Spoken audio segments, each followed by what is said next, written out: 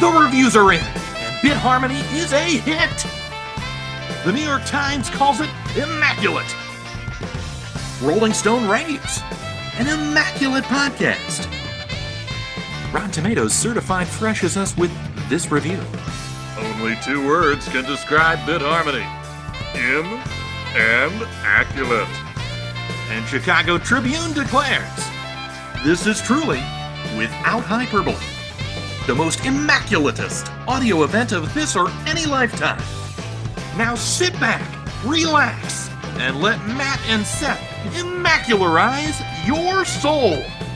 Welcome to Bit Harmony.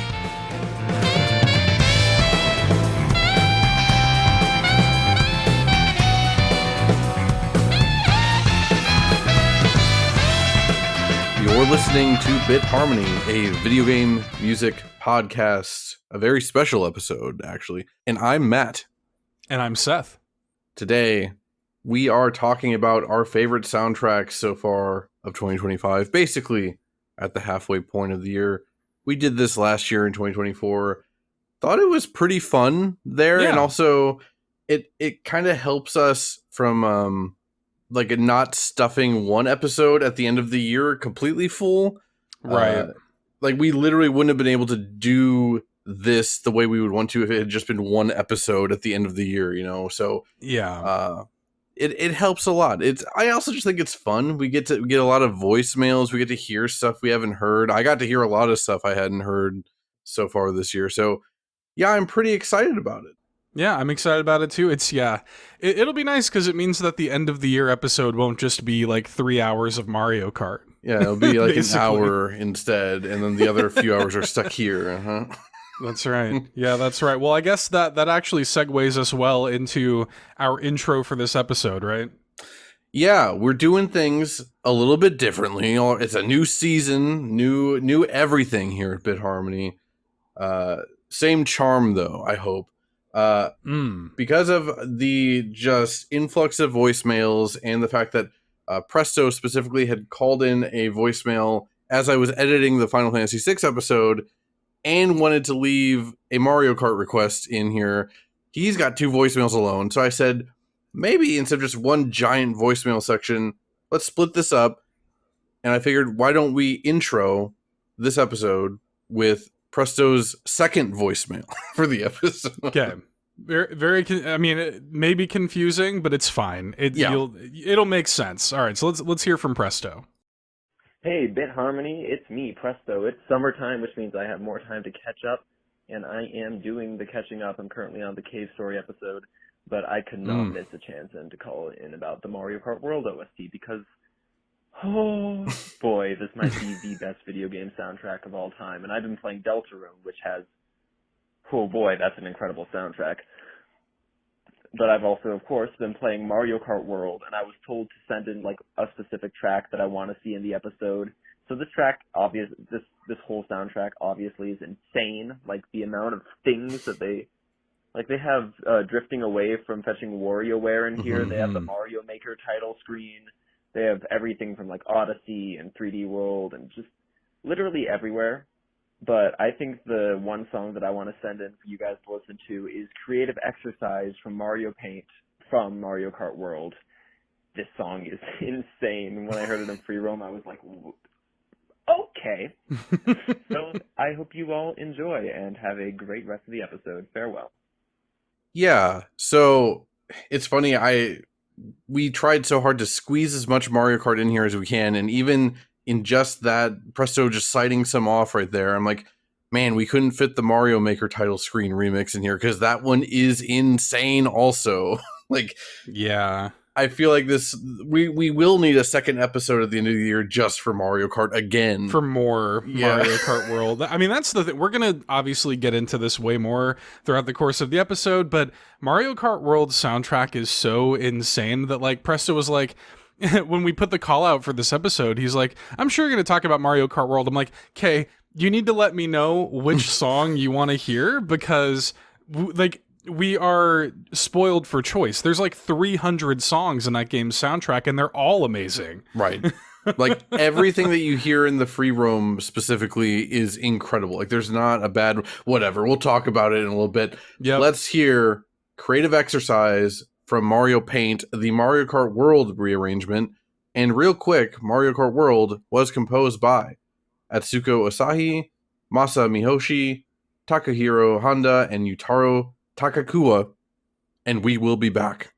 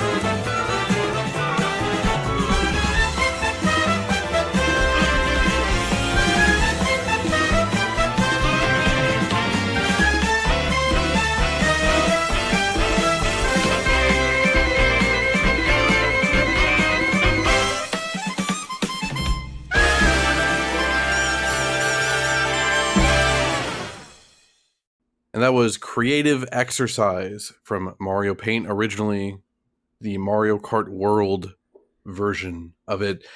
On top of just, I wanted to intro with Mario Kart because that is kind of the this is the secret Mario Kart World episode with friends, Kinda. basically. Yeah. So I wanted to intro with Mario Kart to set the tone, but also Creative Exercise. It's just a really good intro song for a podcast, is how I felt. Yeah, I could see that. Yeah, it's like really playful, right? Like it's a good playful song. There's really kind of with this arrangement in particular, and really everything in Mario Kart World. I mean, I've got some pretty big problems with Mario Kart World, and we'll talk about that, I'm sure, later. But the soundtrack and a lot of things about Mario Kart World, it is a total celebration of Mario games. Like every damn song in this soundtrack is a celebration of the Mario franchise. And so this feels like this arrangement of a Mario Paint song of all things feels like this playful celebration of Mario Paint. Do you, and again, we'll talk more about Mario Kart World in general later, but do you remember what the first song you heard was that caused you to go what the hell? They remixed this? Because for me, It was Creative Exercise. I was like, I can't, my wife and I were sitting there and she's huge on Mario Paint. That's a big nostalgia thing for her. And she's like, is this Mario Paint? I was like, Mhm. yeah, it is. This is crazy. I mean, yeah, for me, it was funny. I think you had linked in our group chat that somebody thought they heard in a demo that Drifting Away was in the game, but I kind of didn't believe it. Like, even then I was like, I don't know, because the recording was kind of choppy. But when I first heard it with my own ears, like in high quality, I was like, I can't believe this. Yeah. I can't believe this is in here. Like, I literally can't believe some of the songs they chose to rearrange here. And like you said, it's a big celebration of like Mario, but also it's more than that. Because yeah, like Drifting Away is a WarioWare song. There's Wario Land music in here. There's a lot of Yoshi stuff in here. And I know Wario and Yoshi are adjacent to Mario or whatever, but those are explicitly non-Mario games, and they did it. They put rearrangements of those songs in here. There's Donkey Kong Country songs in there. Yeah. Like, okay. And yet, there's no Paper Mario songs in here. Yeah. That's crazy. That's egregious. It's my only complaint with the soundtrack, and it's not that big of a complaint, all things considered, but it is still kind of crazy to me that we got WarioWare and Mario Paint, but no Mario RPG stuff in here, Yeah, like you said, my first note for creative exercise was that this is just so playful and fun. Like, I don't know, all the instrumentation in the first minute, I just love all of it. There's like a little like hoof clopping kind of sound or something. Yeah. It's so good, but then like it all block. just and then it just absolutely explodes right after the minute mark with those damn horns. This is also spoiler alert. This is the most Horn Boys episode of this entire show. There were horns coming out of places I didn't expect there to be horns. Like at every corner. There's horns all over, and really the whole soundtrack. But yeah, a lot of the music we're going to cover here. It's a good year for horns, as it turns out. Yeah, it just like because it does start out that way, but then it kind of opens up like around 102. It kind of opens up into this like.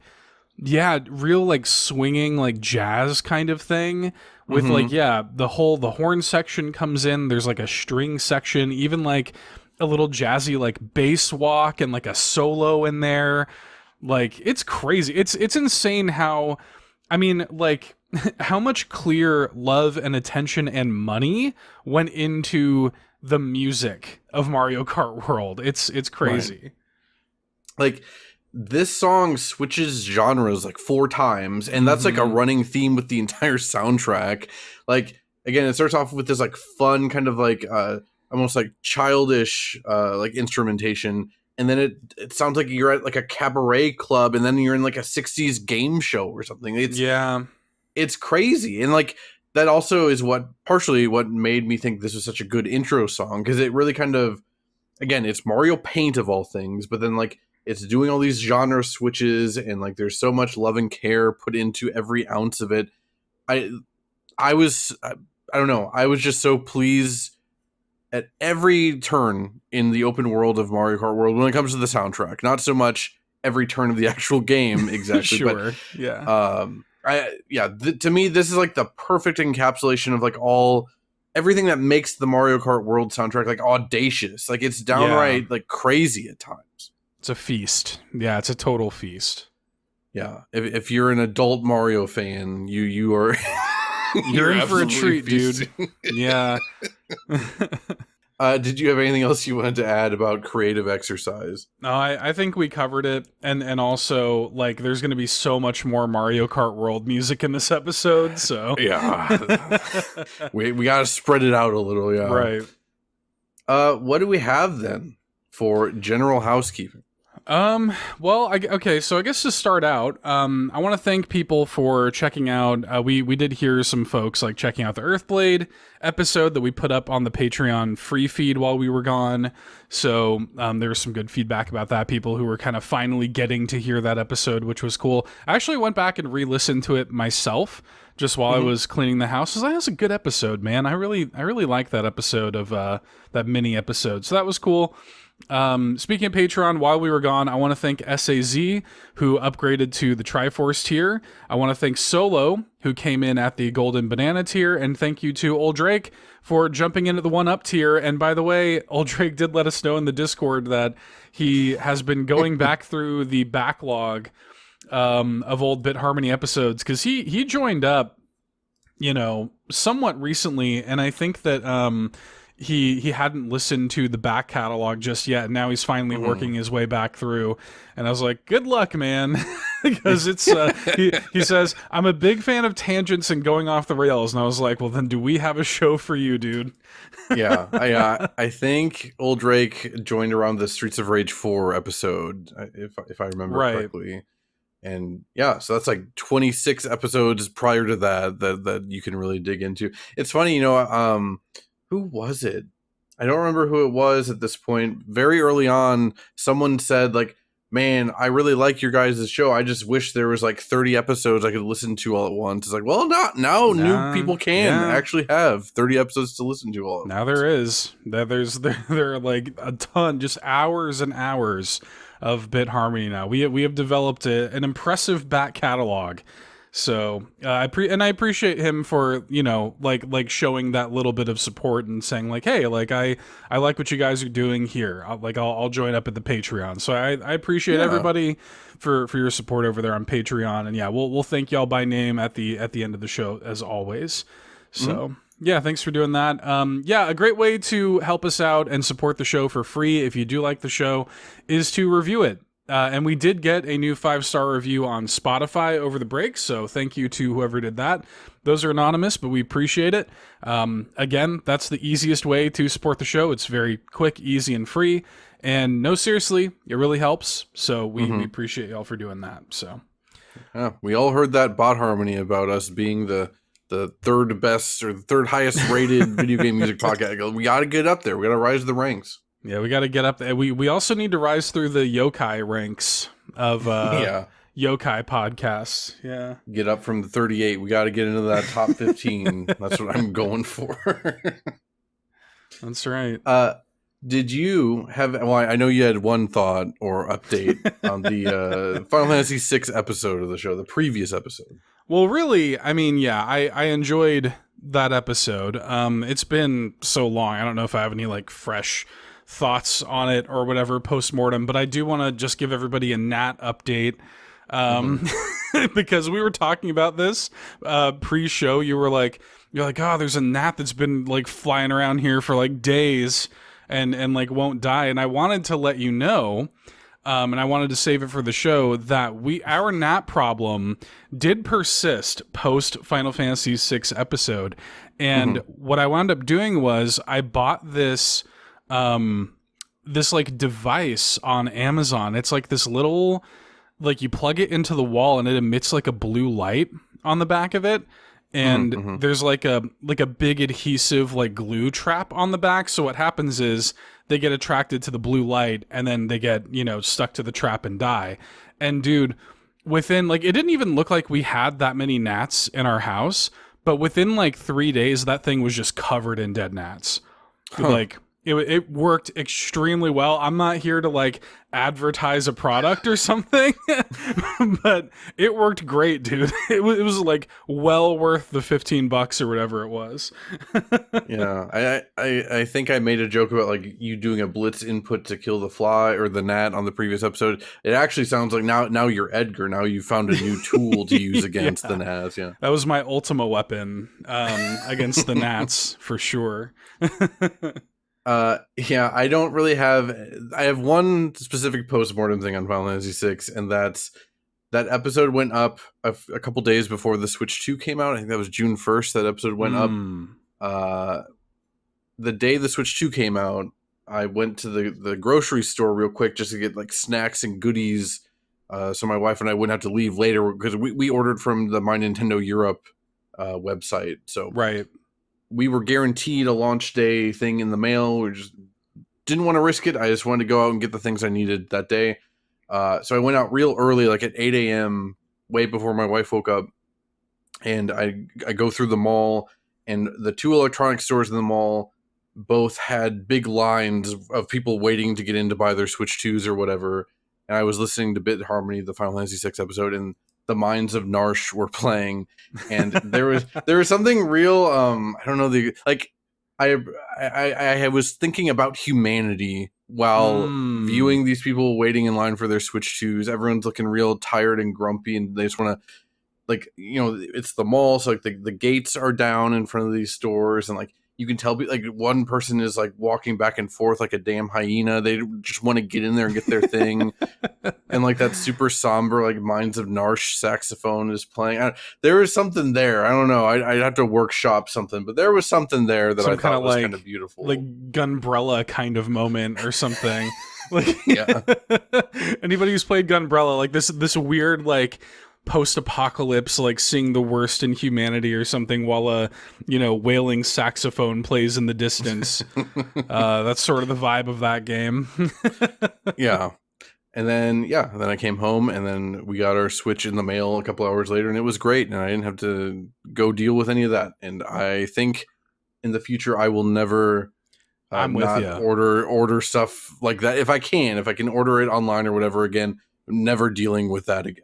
I think I'm with you, dude, because I would have way rather, in hindsight, just dealt with like the mess of ordering online at like a midnight or whatever, and gotten my Switch 2 delivered with like a can of Pringles and Coke. You know, like, that was I think so cute. I thought so too. When I saw people posting that, like, Colin in our group chat was like, Mm-hmm. it was like, oh, we got a can of Pringles and a Coke, and we were trying to figure out, like, oh, was that a mistake or someone else's order? And then it turned out, like, no, everyone that ordered from Walmart was getting Pringles and a Coke. That's just cute. That's, you know, nice. I'm not trying to hand it to Walmart, but I will hand it to whatever employee of Walmart decided on that, and I've got that approved with the higher ups them and nothing. stuff.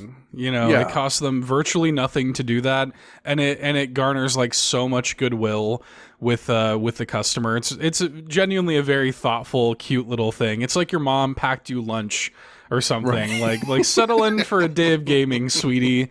You know, it's Yeah. like that kind of vibe. Yeah, it was genuinely cute, and yeah, I don't know, it was just very nice. Like, for us, the Switch got here like pretty early. Like, it wasn't, I don't know, like 11 or something. Like, oh, great, we're not sitting here waiting all day for it. Cool, like, this is amazing. And yeah, I don't ever want to go to GameStop and smell people ever again. Oh, dude. Oh, don't even get me started on the smell, dude. Don't even get me started on gamer hygiene. I've been on a real soapbox about gamer hygiene this year. Let's Have you? Yeah, you should listen on the Nintendo Drive. That's been like a thing. I've been really stressing to the gamers that people need to just be clean. People have got to, if you're ugly, if you don't have any personality, that's fine. You can at least smell good. That's in your control.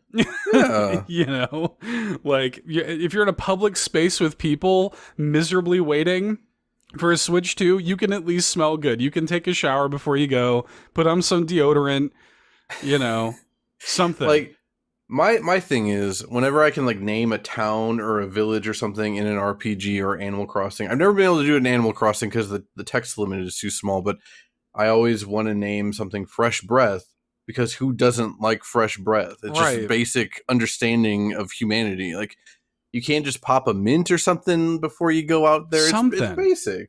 Yeah, just a little. I'm not saying you need to, like, you know, I'm not asking you to move mountains. Just like put an Altoid in your mouth, or like, you know, like, I just don't. I remember. Okay, I said I wasn't going to get on a tangent about this, but we were crammed like sardines in a can in our GameStop for the Switch 2 midnight launch, and I was behind this guy and his son. And it looked like he just got back from the gym or something. Like, he was in like gym clothes, but he was sweaty and he just reeked, man. Like, his shirt was like see-through with how much he was sweating, and he was just nasty. And like, he was sitting there playing Smash, like, you know, they had a little TV set up in the corner, and I'm standing behind them in line, and they're playing Smash while waiting for the line to move. And I was just downwind of him, man, and it was rough. Like, the whole time I was like, it was a real struggle, dude. I did not like it. So Yeah, that doesn't sound good. Yeah, I haven't done one of those in a very long time, and I hope I hope I never will again. I'm too old for that now, man. I'm just too old for that now. Yeah. Speaking of being smelly and too old for anything, how about we get into the fan favorite State of the Nintendo Music Address presented by, I hope, the non-smelly Sean Capri. When I started that, I wasn't thinking like, oh, he might be interpreting it as I'm calling him smelly and old. I was calling the segment. Sean. Oh yeah, I've smelled him. He smells good. He strikes me as someone that would smell like fresh grass or something. He takes care of himself. Not the drug, but like a nicely manicured lawn. Yeah, I was surprised when I met Sean. He reeked of pot. He reeked of reefer. It was crazy. I was like, I didn't know Sean rolled like that, dude. No, he takes care of himself. You know, it is funny though, because Sean and I have seen each other at real physical lows when it's 3 a.m. in Rome, New York, and it's like you're the only ones awake during Extra Life and you're just sweaty. You've been wearing the same clothes all night, you know, for like 24 hours. But no, Sean, not a smelly guy. I will say that expressly. Let me walk that back then. Let's present the minty fresh Sean Capri presents the State of the Nintendo Music Address. While we were gone, I'll just go down week by week. We got The Legend of Zelda, Tears of the Kingdom. Huge. And then follow that up with nothing. And then Clubhouse Games 51 Worldwide Classics. And then just yesterday we got Yoshi's Story. You know, I don't want to dwell too long on this based on, you know, the what we have to get through in the rest of the episode. I will say, okay, Tears of the Kingdom, composed by Manaka Kataoka, Maasa Miyoshi, Masato Ohashi, Tsukasa Usui, Hajime Wakai. You know, I like the Tears of the Kingdom soundtrack. Obviously, you know, Breath of the Wild, Tears of the Kingdom. I love Terry Town. I love all the town themes in both those games. Yeah. You know, I love the Sky Islands, like that moody, sad dad jazz going on up there. Oh yeah. That's probably my favorite song that isn't Terrytown in either of these games, actually. You know, the boss battle themes I find are better in Tears of the Kingdom. Like, I really, really, really like Colgera's first phase and stuff. I like Tears of the Kingdom soundtrack, but, like, what I don't like is when they're like, hey, we're giving you Tears of the Kingdom, and then you get nothing. Because what if you don't like Tears of the Kingdom? What if you're not excited about the Tears of the Kingdom soundtrack, and then you get double disappointed because you get nothing the next week? Yeah. I get that. I mean, I understand logistic. Like, it's such a big soundtrack that, like, right. I kind of get it. Like, they're like, all right, like, we just gave you a real large meal and we're giving you time to digest or whatever. So from that perspective, I kind of get it. It's also probably a pretty decent hit rate of people that have that app and like Tears of the Kingdom. So sure. I think it's probably a fairly safe bet for them. It's also just kind of cool that the game is on there at all. It's kind of a more recent game, and like one thing that, you know, especially now, like I'm seeing a lot of people online being like, "Oh, I hope they put Mario Kart World on the NSO app," and I'm like, "Dude, it's gonna be a minute, you know, it's gonna be like a year and a half at least, probably longer than that, yeah." Right. So, but this does kind of, you know, bode somewhat well because Tears of the Kingdom's a little over 2 years old, and it's like, okay, that will probably be, you know, about the cadence we can expect, I would say, for newly released games to hit Nintendo Music. People forget that Nintendo Music is an app that you can access for $20 a year, which is like insanely inexpensive. And that, you know, in Japan, they still sell soundtrack CDs for games really regularly. So it's actually a huge conflict of interest for Nintendo to put the Mario Kart World soundtrack on there. So to get Tears of the Kingdom on there within 2 years is actually kind of generous, frankly, I would say. And yeah, it's cool. Like, I like the Tears of the Kingdom soundtrack. Some of the standouts for me, I really like when you get the Stable Trotters band together, like the full, you know, suite that they play. I really like that a lot. There's some good stuff in there. I like the Tears of the Kingdom main theme as well, more than most people seem to. I feel like a lot of people compared, because that Breath of the Wild trailer that big like the trailer like is put on such a pedestal that I think people compare the Tears of the Kingdom theme to that, and they compare it unfavorably. I still really like the Tears of the Kingdom. I still think it's quite good, but yeah, it's good. It's good stuff. I'm happy it's on here. Yeah, I definitely, I like that it's on here, and yeah, I was surprised that it got added when it did and stuff. But yeah, look forward to Mario Kart World being added in a couple years, and then there won't be any other music for a month on the Nintendo Music app at that point. No kidding. So Clubhouse Games 51 Worldwide Classics, did you get a chance to listen to any of this? I listened to like half an hour-ish of it.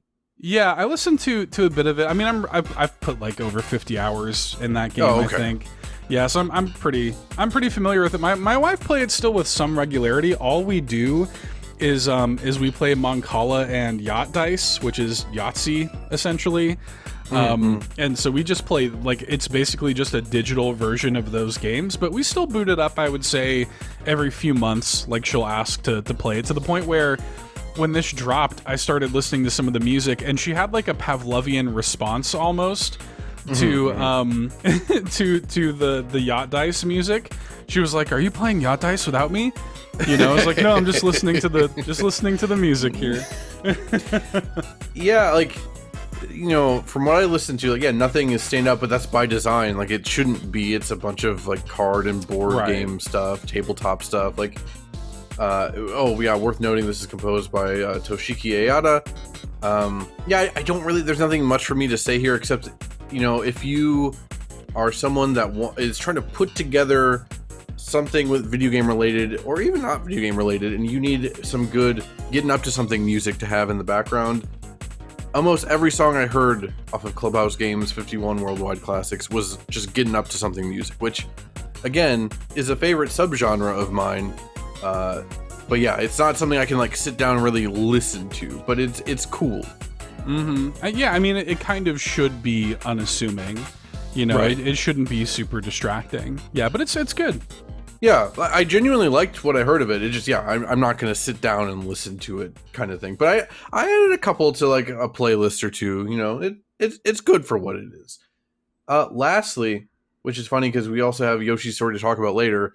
Yeah, we got Yoshi's Story, composed by Kazumi Totaka. This, to me, out of these three drops, is the most interesting, mostly because Yoshi's Story is not a good video game. And I would maybe argue the soundtrack isn't very good either. Yeah. But like the music that's here that's good is pretty good, I guess. Like, most of it is all just like remixing the same music or rearranging the same theme. But like, look, the title screen of Yoshi's Story, iconic. And maybe not in a good way, but it is iconic. Yeah, I mean, most of the music in this game is good until the Yoshis start to sing. Like, Yeah. that's pretty much what it like. Even like Yoshi's Tale is a great song, and that melody is so iconic. Like that kind of end credits, you know, music of that game. It's iconic until they start being like, You know what, though? Okay, maybe I should save this. We are going to play the Yoshi's Tale remix for Mario Kart World later in the episode. I got emotional listening to that. The Yoshi lyrics aren't in it, but I did get choked up at the part where the Yoshi lyrics should be in it. No, I don't know if that agree. means I don't know if that means I should be missing the Yoshi lyrics, or I'm happy they're not there or something. I don't know what it means. Yeah, but the way I come down on it is the latter. Like, the way I come down on it is, oh, this melody has always been good and emotional, but the Yoshi singing totally undercuts that because it just sounds stupid. And there's also, I won't get into it, it's very NSFW, but there's a long-standing like meme about that song and what it sounds like they're saying, which is kind of funny. But, you know, like, so I guess my takeaway is, like, the music is good and interesting on its own, and I have it's not a good game, but I do have a weird fondness for it. You know, like, I used to like playing that when I was a kid, and like when I was a kid, I loved it, and then I replayed it when it came to NS. I was like, oh, this game kind of sucks. Yeah. But yeah, still, it's nostalgic. I'll give it that. as someone that grew up loving Yoshi's Island, and that Yoshi's Yes. Island is still an incredible game. Woolly World Yes. came, 20 years later, 15 years later, incredible game. When Yoshi's Story came to NSO, or maybe that was a launch NSO thing on N64, I was like, yeah, I want to try out Yoshi's Story. It's time for the reevaluation. Especially on the Nintendo fan side of things, I feel like we always are wanting to reevaluate things. I remember when the Mario 3D All-Stars collection came out, again, to shout out Colin, who I think doesn't even listen to this podcast, he was very excited for Mario Sunshine. He's like, no, it's time, we got to reevaluate Mario Sunshine. And I was like, dude, no, I played it recently. It is just as bad, if not worse, than you think it is. And he's like, nope, I'm going to reevaluate. I think I'm going to love it this time. And then, 10 hours, and he's like, yeah, no, this game is mostly pretty bad. Yeah. That's how I felt about Yoshi's. Yeah, it's how I felt about Yoshi's Story. I'm like, no, this time I'm gonna love it. I'm telling myself I'm gonna love it. It's time. No, it's a weird game with some cool ideas. I like that. It's kind of like Star Fox 64-esque. Like, it's run based, Right? And like you have to do certain things to unlock different paths to different levels and stuff.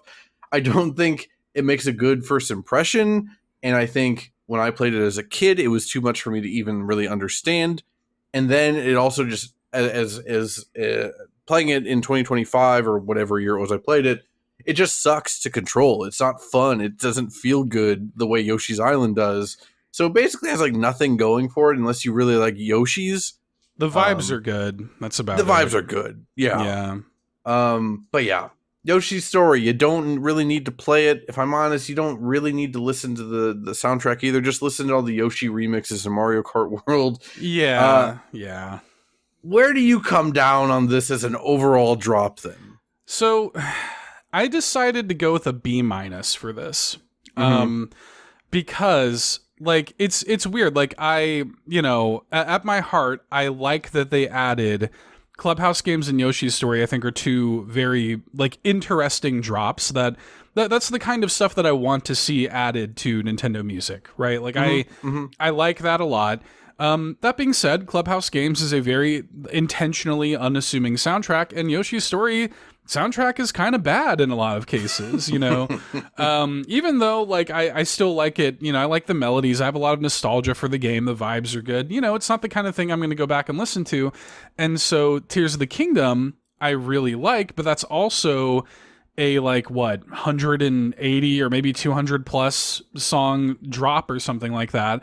And, I'm not going to listen to most of that stuff, even though I like the soundtrack overall. So I was debating on going like a C+, but I think I'm going to go B- on it just overall, because I do feel a little weird having Tears of the Kingdom in the mix here and going C. So I think I am going to go B-. I think for the first time ever, we landed on the same score, because I also gave it a B-. And it's basically for the exact same reasons. Like, yeah, Tears of the Kingdom elevates this. Again, like you said, 51 worldwide classics, like, I'm glad that's here, and I have no problem with it being here, but it's just not something I'm going to sit down and listen to. But I do think it's a cool, like, dark horse, modern, weird Nintendo pick for something like this. And then, Yoshi's Story is kind of what it is. Though I do like that I think every song in Yoshi's Story has Yoshi in the title. Like, that's nice. Yoshi's in the Wind and Yo-Yo Yoshi and stuff like that's good. So that, I guess that bumped it up a little bit too, but it was a real weird set of Nintendo music drops, but I'm glad for the first time ever we reached a consensus. We never have to do this segment ever again now. Wow, that's great. Was that the final boss of the Nintendo Music Address? Yoshi's Story? Yeah. Did it all come down to this? So, for the rest of the episode, or at least the next 4 segments or 5 segments, we're kind of going to just be picking one game to talk about out of this batch of games. For this first segment, we're going to talk about Star of Providence. Before we do that, we got to let you go on a break to listen to some Star of Providence, to give you some context. We've got, from the Star of Providence soundtrack, Shelf Space and Reminiscence. The whole Star of Providence soundtrack was composed by Garoslaw, and we will be back.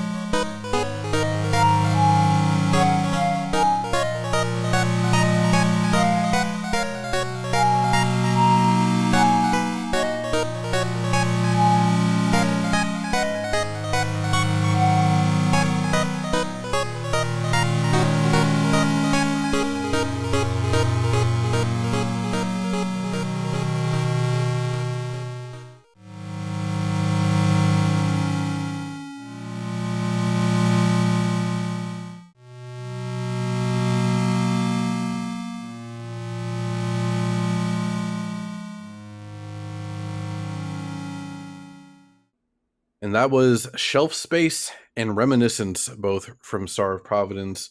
We will, of course, be talking about the Star of Providence, the game, also because this is pretty near the front runner for my actual game of the year, not just as one of my favorite soundtracks of the year. Yeah, I think it's still my current number one as well. So Shelf Space, this is one of the area themes from Star of Providence. Was this like what, the third area was my guess? Area 3, I think, yeah. The way I could tell, you know, I put like 60 hours into this game. Love it. It's fantastic. But I haven't played in like a month and a half or 2 months. But the way I could tell was because there's like some like watery sound effects that gets interspersed throughout the music here. I'm like, yeah, I'm pretty sure this is the third area. Yep. We should say too, before we go too much further here, that Matt and I both guested while on the break on the Upgrade Terminal podcast, which is one of our favorite podcasts that you discovered and introduced to me, and like just, you know, went through the entire backlog and listened to it. It is a Star of Providence fan cast, and Matt and I had the honor of both appearing on that show together while we were on the break. So go listen to that. If you're a fan of this show, go listen to that. Yeah, it's we talked about it too. I don't know if we said it on the episode, but like you and I and the co-host of Upgrade Terminal, Malachi and Nick, we're kind of like dark mirrors of each other. Like, there's definitely something there that it's very interesting. And yeah, from the moment within like 20 seconds of listening to the first episode of Upgrade Terminal, I'm like, nope, this rules. It is the perfect like public access television kind of stuff. And I don't mean that as an insult. I mean it in terms of like just pure passion for a very specific subject. Yes. That two very knowledgeable people want to tell you about, but also it's not dry. Like, don't worry about it being too dry. If you like Bit Harmony, you'll probably like Upgrade Terminal. I think so. Terminal would be my guess. Yeah. I think so. So, you know, check it out. You know, if you're a Star of Providence fan, like, for sure, check it out. Yeah, but, you have to. You have to. But even if you're not, I think you would still get a kick out of it. And honestly, in the episode that Matt and I guest in, which is titled The Bit Harmony Boys, which was very cute, it's you know, we talk a lot about like content creation and like the reason why we make stuff about video games. So I think even if you don't know Star of Providence at all, I think that would be a good like entry point into Upgrade Terminal. And yeah, you'd get to hear more of Matt and I guess. So if you like this show, check out that episode. I just wanted to shout them out before we got too much further. Yeah, it's kind of like an unlisted episode of Bit Harmony with more people, if that makes sense. Kind of. Yeah, I mean, I didn't know how I wanted to structure this. Like, do we talk about Star of Providence, the game, before talking about the music, or do we give like a little bit of context for it? Like if you're not aware, Star of Providence, it's a roguelite, like bullet hell kind of thing. Yeah. And again, this episode, we don't want it to be like 6 hours long, and there's a good chance it might be. So I just want to leave it at the point of like, yeah, it's a roguelite bullet hell. It is, you know, a point of comparison that people make is like Binding of Isaac, which on the surface, yes, it makes sense, but it's way more refined and way more skill oriented than Binding of Isaac is. Right. It is screen-based and kind of like Zelda dungeon layout in the way that Binding of Isaac is. It also has a lot of shared DNA with something like a Downwell. You know, it has a really cool sense of like kind of not only learning to kind of speak the game's language and understand the mechanics and the upgrade paths and things, but also a lot of like improvisation and learning to kind of roll with the punches is like a big kind of I don't know, theme of the design of that game. It is both one of the most intense games I've ever played and also one of the most like impressively accessible games I've played in the, I guess, meaning that when you start to play it, you feel like this is impossible. I'm never going to get good at this. But the game kind of naturally, I guess, teaches you how to play it. And yeah, it's fantastic. And the music is a huge part of it. I mean, it's got this kind of like, very retro aesthetic to it that kind of, I guess elicits feelings of like handheld games and stuff to me. Even the aspect ratio of the game, kind of reminds me of like handheld games. But this music by Garoslaw is like fantastic. I saw a lot of people commenting on YouTube, like making Undertale comparisons, and I get it. Like it kind of sounds a little like Undertale music, I guess, especially Reminisce. But that definitely kind of, has some Undertale vibes to it. But the thing that I like about this game's soundtrack, and Shelf Space I think really sells this, is that it has this like driving sense of action to it. Like it's pushing you along. It's making you want to kind of get to the heart of what it is you're doing and like continue your run, like kind of gritting your teeth and like hunkering down. That's what this kind of gets through. But also this sense that there's like a little more. There's like a secondary kind of like melancholic nature to it. It gets like maybe hints to a bit of an emotional core to the game, because another thing that Star of Providence does really well is it slowly reveals to you that, oh, the game actually has a story too, and like there actually is kind of something going on here. It's not just a, bullet hell with no rhyme or reason. There actually is like progression and real emotions in the game. And I think Shelf Space does a great job of kind of like giving you your first little hints of that, Yeah, the game, because of the music partially, but then also with the aesthetic of it, like the visuals specifically, it's an extremely black game. Like it looks great on a Switch OLED with the true blacks popping. But that also gives it the sense of like mystery and even like foreboding. It's got like, what do you call it? Like a 12-bit aesthetic, like kind of better than NES, but not quite 16-bit kind of aesthetic going on. There's just enough abstraction in the visuals and even the music too, to like, it really, really, really gives me that old school like sense of mystery when I was playing video games.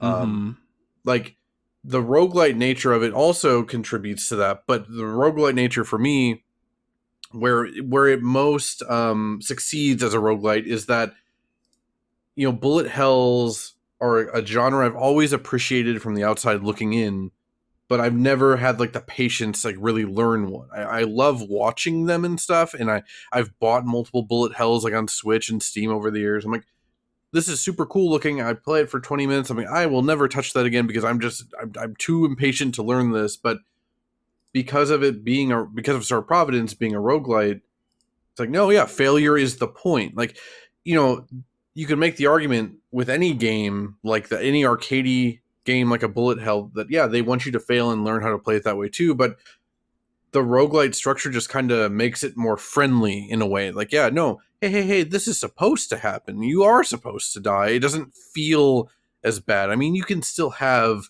tragedies at the end or whatever. You just couldn't quite find like the power up you needed to really complete your build and whatever. Yeah, Star of Providence is something really special. Like, you and I have talked about it on our various platforms over the past 4 months or something. Like, you had Malachi and Nick on the Koopa Cast. I reviewed the game for So Many Games. Like, I am trying to beat the drum about Star of Providence as hard as I can and as loud as I can. And this is kind of the final frontier. So if you heard these songs, Shelf Space and Reminiscence, and you're intrigued and you hear bullet hell, but that's turning you off, don't let it turn you off. Think of it more as like a roguelite that just happens to also be a bullet hell. I promise you, the game, you don't even need to be that good at the game at a certain point. You just need to understand how it works, and you can kind of just brute force your way through, like I did on many, many runs. Yeah, I can promise you that if it ever felt frustrating to me, I would have stopped playing it. Yeah.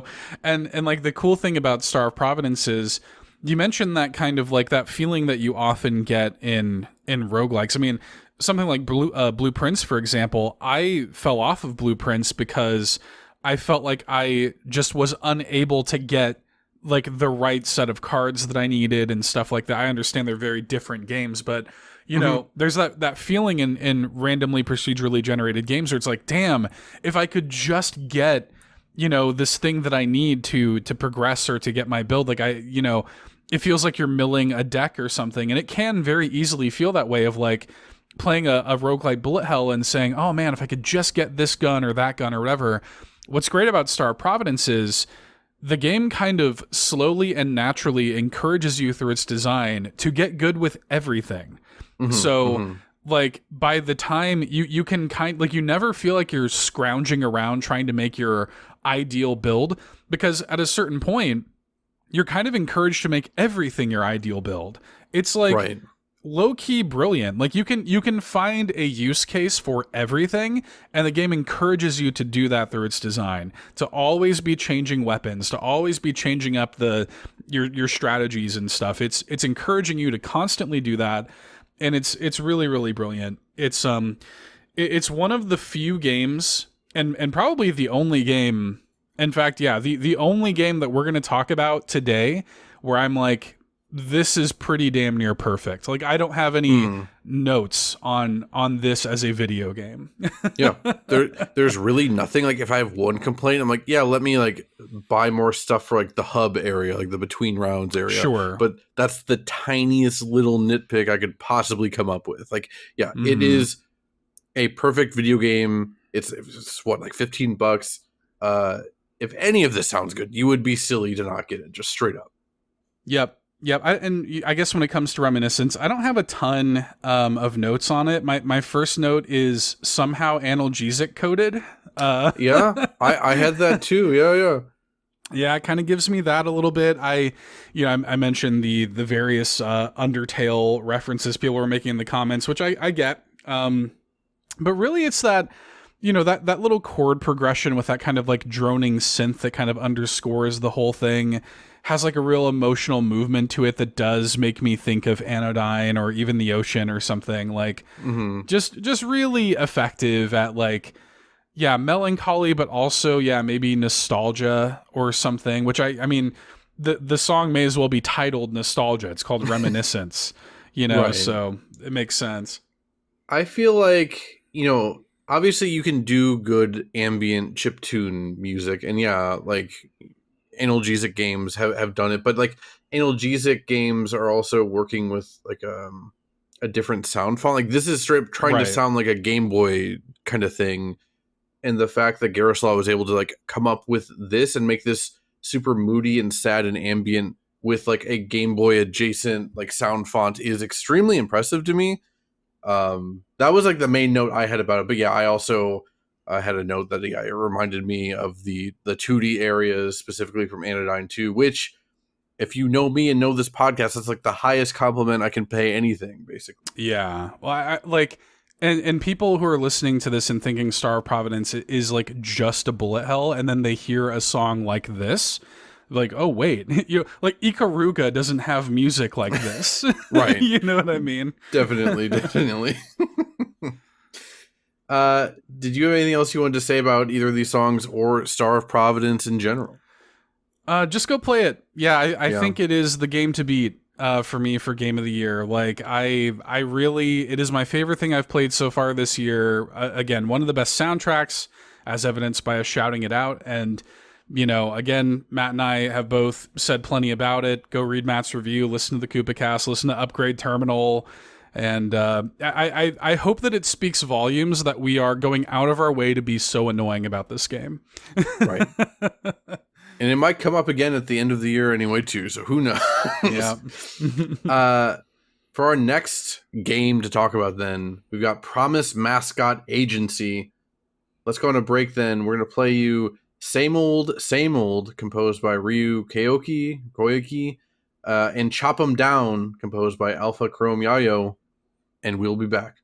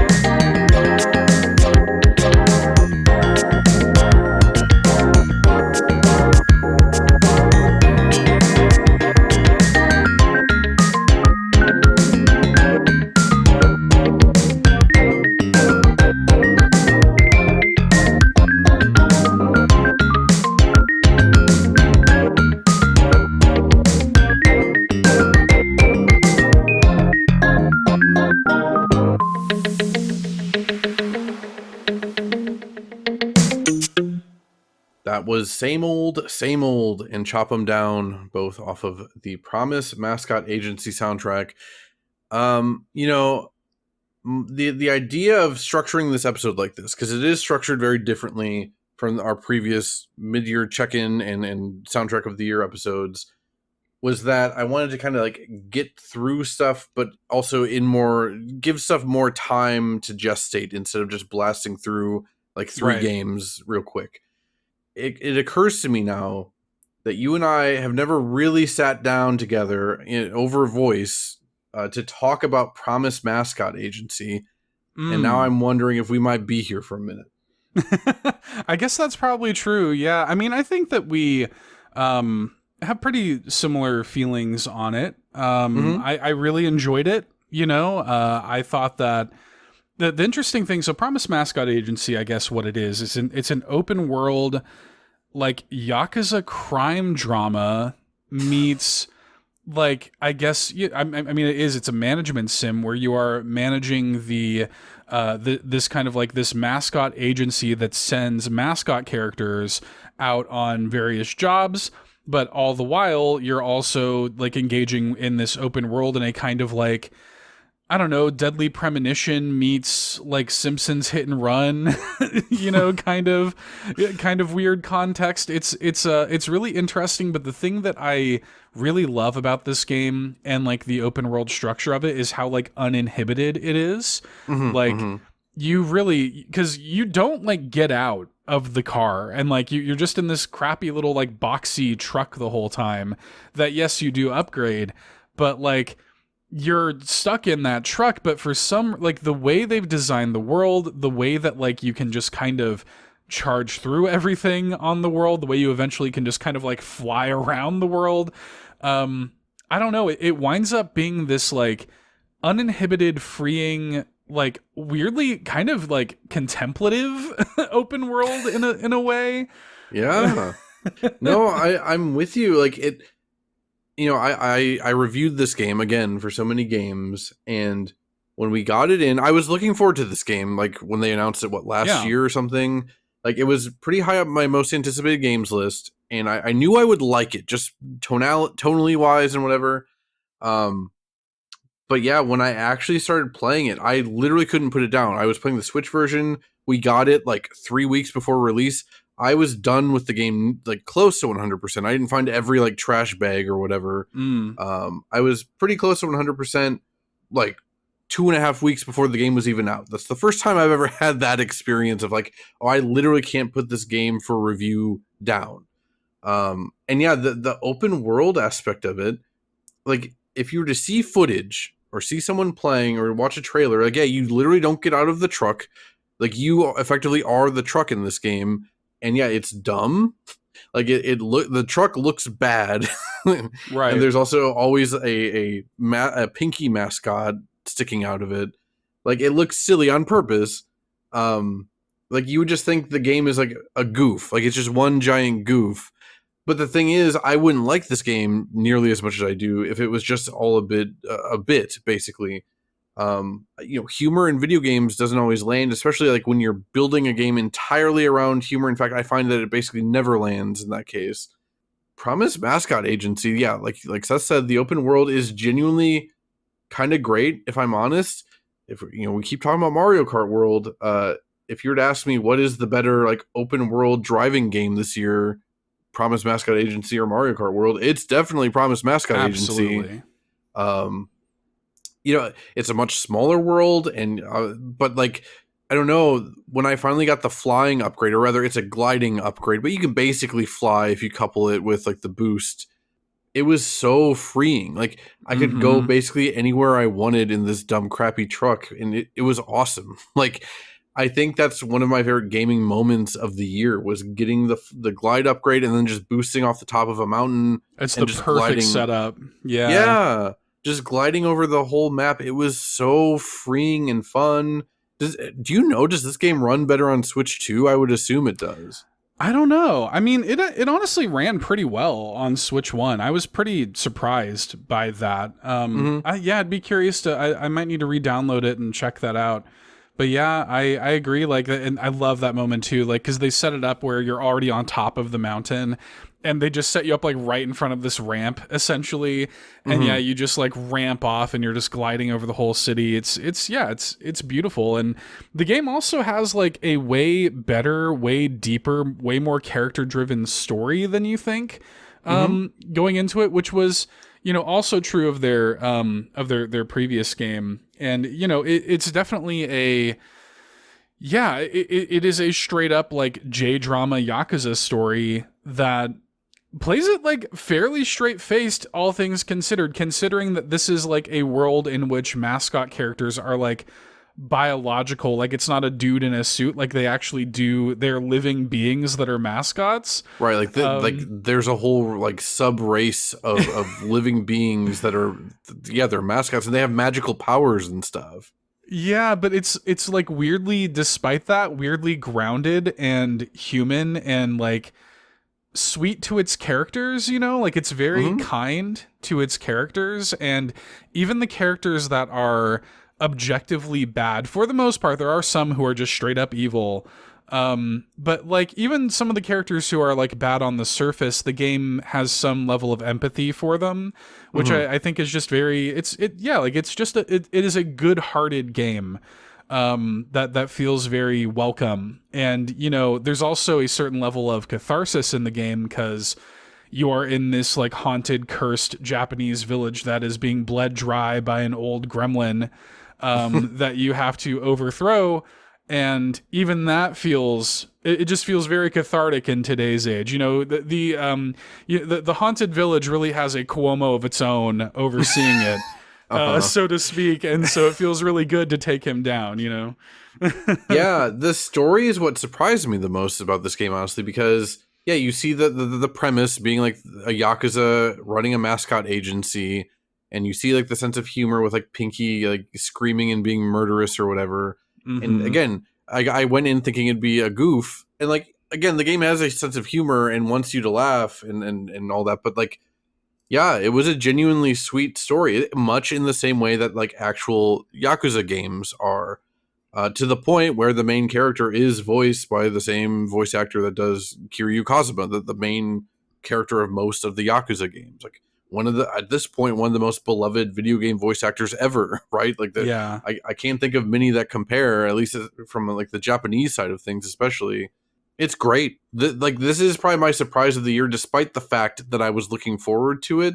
I feel like it's way better than it has any right to be, if I'm being honest. Like, because there's a lot of objective faults, right? Yeah. It's like the definition of like it's better. It's greater than the sum of its parts. Like, totally. If you just look at it as an objective video game, it's like it feels like it'd be whatever. But it all comes together and coalesces in such a way. Like I said, I couldn't put it down. I put like 25 hours into this game in like less than a week, and I don't always have the time or the energy to do something like that, especially something for review, you know? Right. It's a great game. Like if you like visual novels, if you like Yakuza games, if you like open world driving games, if you like business management games, like this has something for you. No, I really loved it too. And yeah, the music is incredible. It's really good. I specifically wanted to make sure that we had same old in here because this was the one, like, when this is the song that plays every time you talk to that old guy who's like always on the phone with his wife. You know, I don't remember the character's name, but every time you talk to him, it plays this. And I like that, like, even just that character is a great example of somebody who, even the song, it's called Same Old, like he's kind of stuck in his ways, but you do kind of like convince him to come out of his shell and give this mascot thing a chance. You know, this failed mascot agency a chance. And a lot of the characters in the game kind of have that downtrodden, like beaten down by the circumstances of their life in this village, but hey, maybe we can make a difference if we try. So yeah, those feelings were kind of swirling around while playing the game, but this song, like, it was the first time the game made me stop and just kind of like groove for a second. Like, oh, what? Like, what's going on here? You know, it's like, it's impossible not to groove to like that bass line, that kind of like that 70s like funk kind of vibe that it has, the little piano fills, and then this is another one, like you got horns that come in eventually, and dude, this is the song, like the horns gave me like a shock to my system, because I don't think I ever heard the song played that far. The horns come in around 208 in the recording we're working off of, and I don't think I just probably didn't hear it in the actual game, because there's rarely a time where unless I was sitting there listening to it. Oh, you let it play. Oh, yeah, I know. That was my mistake. I should have let it play, but it was super cool. This was one of my favorite songs that I listened to. Like, again, I heard this song, I played this game, but I had never heard the whole thing before, and this is probably my second favorite song that I took notes on this episode, if that makes sense. For Chop 'Em Down, we wanted one song from each of the two composers of Promise Mascot Agency. I didn't even realize that there were two composers until we were looking stuff up. I just thought this one was a good contrast with Same Old Same Old. Like, Same Old Same Old kind of has like a Phoenix Wright like visual novel-esque flavor to it, you know?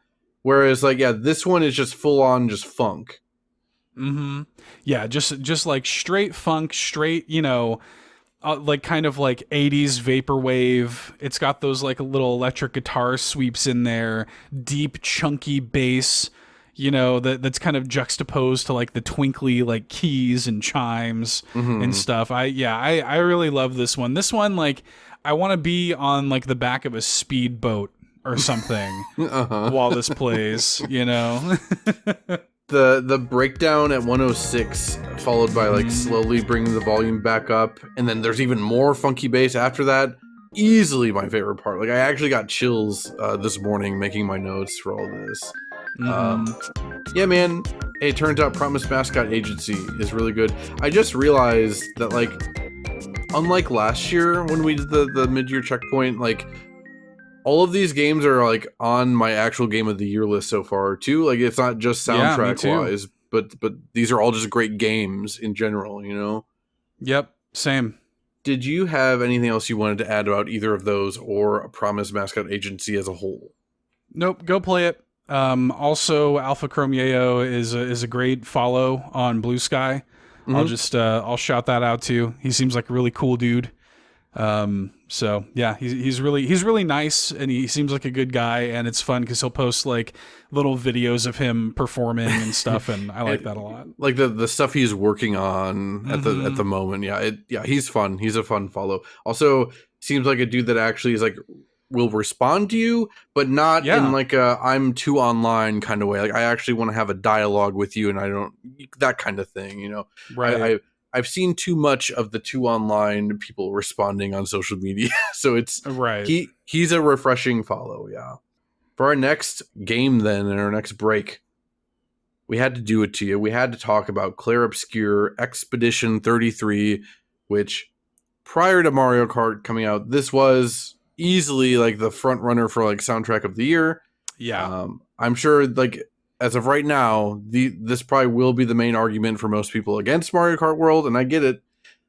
Composed by Lorien Testard, we've got Monoko and Flying Waters Rain from the Ground, both from Clair Obscur Expedition 33, and we will be back.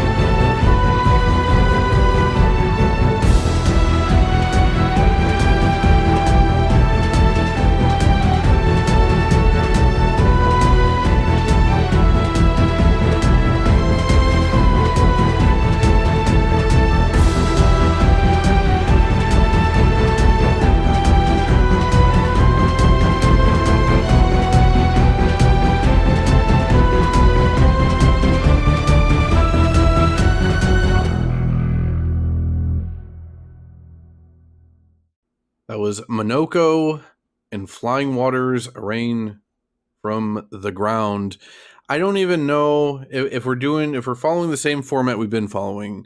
Where do we even start with Clair Obscur Expedition 33, like as a game? Like, it's a turn-based RPG, heavily inspired by like a lot of stuff, but like I would say tonally, it's like most inspired by Nier Automata is what it feels like to me. Though like I can also see some Final Fantasy X in there. Despite the fact that it's turn-based, it's also heavily counter-based. And like a month ago, I found this article talking about how the director of the game had an old YouTube channel where he was just like beating Devil May Cry 5 on like the hardest difficulty, just doing nothing but parries the entire time. Makes sense. The dude just loves parries. I mean, look, Clair Obscur is probably like the best, like the most satisfying good use of parries I think I've played in a video game. So that's fair. Nine Souls might be it for me, but also, Clair Obscur does it incredibly well too. I mean, the combat, I mean, for me, the combat system of Clair Obscur is what's really standout, and the music, of course. I mean, there's a lot of standout things about Clair Obscur. I actually still haven't finished the game yet. Neither have I. No. To be honest, and I really like it, and I think I put, like 30 or 35 hours before I put it down. I do still plan to get back to it and finish it before the year is up, but to be completely honest, the story of the game in like kind of post Act 2, no spoilers obviously, but there's a pretty major change in the story's focus at a certain point, and to be honest, I found it less compelling from that point on. I am right there with you. Like, I was so in on this game for all of Act 1, and then like it slowly from Act 2 it just starts like this slow descent. I'm not saying that they don't like pull it off at the end. I have no idea because I haven't beaten it, but yeah, I'm with you that like I was really all in on Act 1, and then the places they're going with the story interest me way less.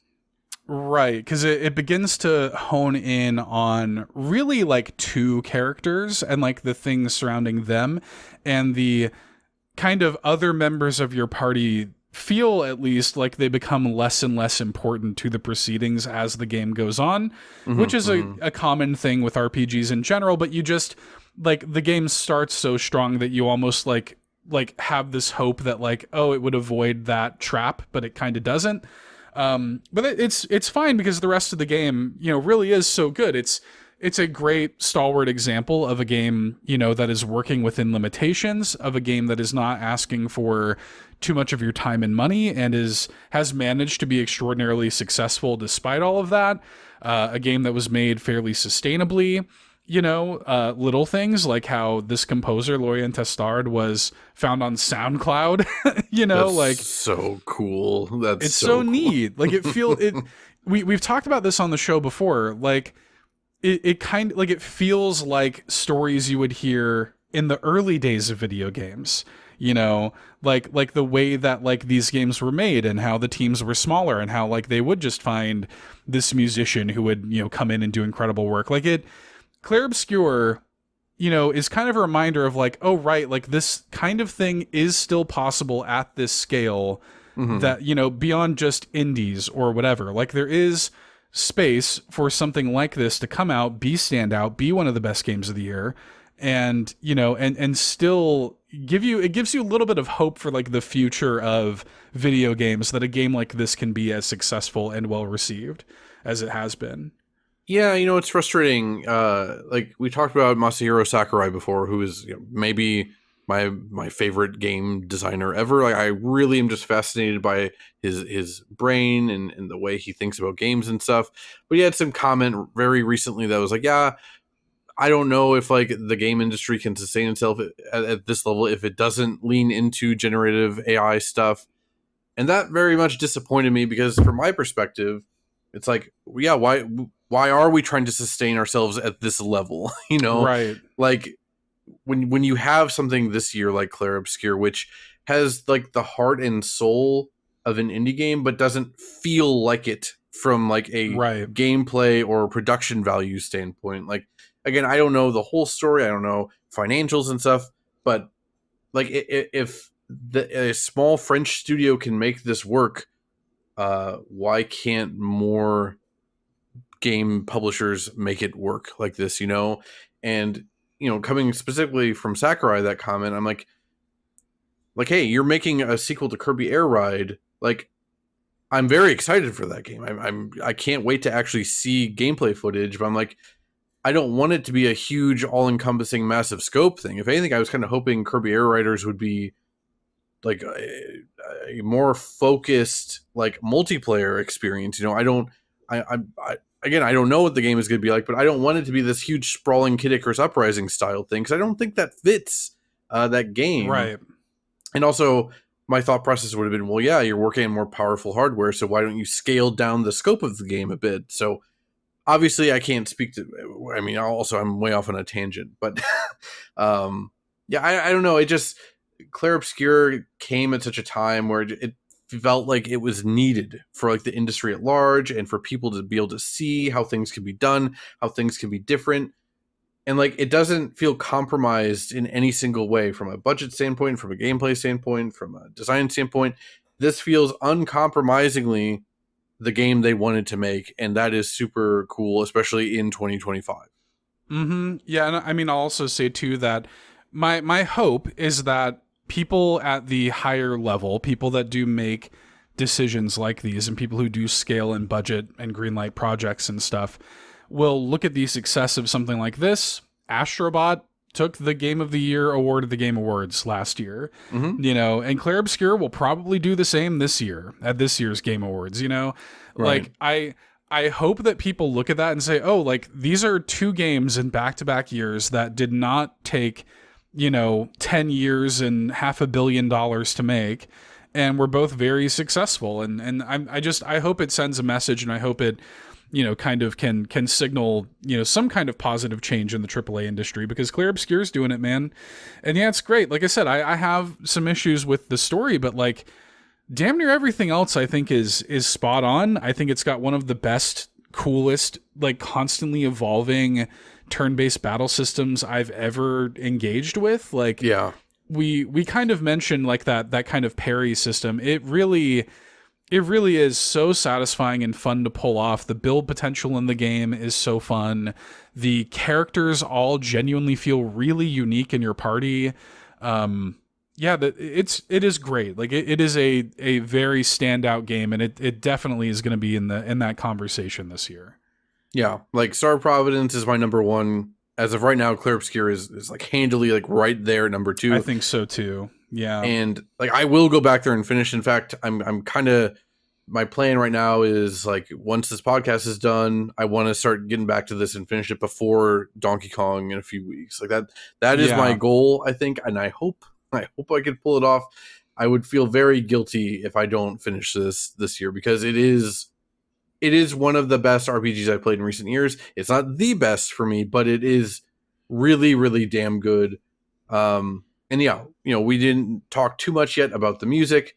Monoko, for me, and I think you too, is probably the best song that I've heard off of the soundtrack. You know, again, yeah, neither of us have finished. I haven't listened further in yet than I am in the game. But that's saying a lot. Like both the songs we played are amazing to me. But yeah, Monoko is just, again, another Horn Boys one too. But I wonder if someone listening to this, like, that hasn't played Clair Obscur and hasn't gotten to the point where you find the character Monoko, like, I wonder if this song like sounds weird and out of place for them or something. Because like the song is very chaotic, but that totally fits the character of Monoko, who is this like weird, like faceless Yeti doll that just wants to hang out and fight all the time. And like the chaotic nature of the song really, like, it's one of the best and most fitting character themes in a game I've heard in a while. Yeah, he's a fun character, and you know, like he's kind of like the Kamari of the game, I guess you would say, like that sort of like bestial kind of character that usually is there for a little bit of, you know, comedic relief or something, but doesn't have like a ton of actual depth or whatever. But also isn't like completely uncontrolled or something. Like he has, you know, there's some layers to his gameplay or whatever when he's in your party. I like using him. His gimmick is cool. He's also, I like his voice a lot. Like the voice acting in the game is really good, and I voice like, acting is fantastic. Yeah. Like- Okay, when Monoko first showed up, there's one of the party members in the game is voiced by Ben Starr. Yeah. At first, I thought Monoko was also voiced by Ben Starr. It took me a few minutes. I was like, is he voicing two characters and like that's the bit or something? Because also, Ben Starr's character taught Monoko how to speak. Right. So I thought that was like the bit, but no, I looked it up. It is indeed a different voice actor. There's a really good, I think I talked about this in like the Halo 2 episode. I love like behind the scenes stuff. Like I love watching voice actors like do what they do. And there's a really good clip where I don't know the actor's name that does Monoko off the top of my head, but it's him, Ben Starr, and Jennifer English all recording like the French like swears that their characters have to say in combat. So hearing him as Monoko be like "putain," or whatever it is that he says is so good. Like just like the merde, like all the stuff that he says when he takes a hit. It's really good. We only briefly touched on it, but like this game is also extremely French. Like it's made by a French team, but it really, really leans into the French aspects of it in both like a French like dark existentialism way, but also in the goofiness. Like the game is one of the funniest games I've played this year too. And like you unlock costumes for everyone by like fighting mime robots. And these costumes, you unlock berets and like baguettes to put on your character. Like striped, like black and white stripes shirts. Yeah, this game's version of the metal slime or something is effectively mimes. Yeah, which is really fun and silly, and it's great every time. Yeah, it's just a great game. But anyway, not to get too off track of the song, this is, I think, my front runner for like best single song of the year. Because it just like when I first heard it, I actually heard the song before encountering Monoko in the game. Like I heard it removed and I was like, where could this possibly play? You know, like I thought that Monoko must have been like a town name or something like that. Yeah, that's what I thought too. Like it was gonna be like some party town or something. Yeah, I was like, is this like a town where they just play like have like a crazy festival or something? And when I actually meet the character in the game, I'm like, oh wait, this is Monoko, and this is a character who belongs to this race called the Gestrels, who like fighting is like their main thing. Like that's how they become friends with you. And so when you fight Monoko, and you hear this song, it kind of comes out of nowhere, and you're like, what? Like what? Like what is? It opens up with this kind of like talk box, like living on a prayer ass intro. So when I was looking up YouTube comments, they're saying "bow wow wow" because it's a reference because one of the designer's dogs is named Monoko. It's like it's a reference to that. Yeah, pretty cool.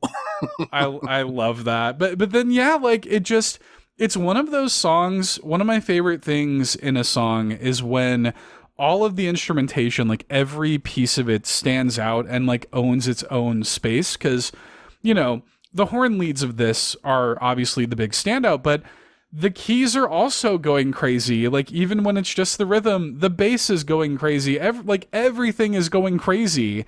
It is like, if you've ever seen that meme of like the guy on the beach playing piano and like his piano's on fire, like every person playing music on this song had their instruments on fire, is how I would describe it. Yeah, I mean the horn is obviously, like you said, the standout, but I think like my second place for me is like the damn keyboard that goes off around 48 seconds in.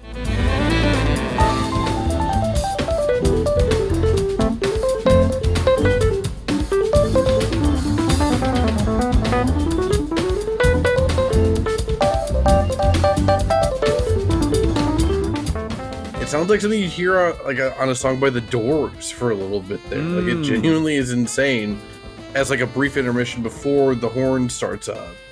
Yeah, like I said, I was, I've heard this song before, but yeah, just horns around every corner in this episode. No one is safe. There are plenty more horns to get to.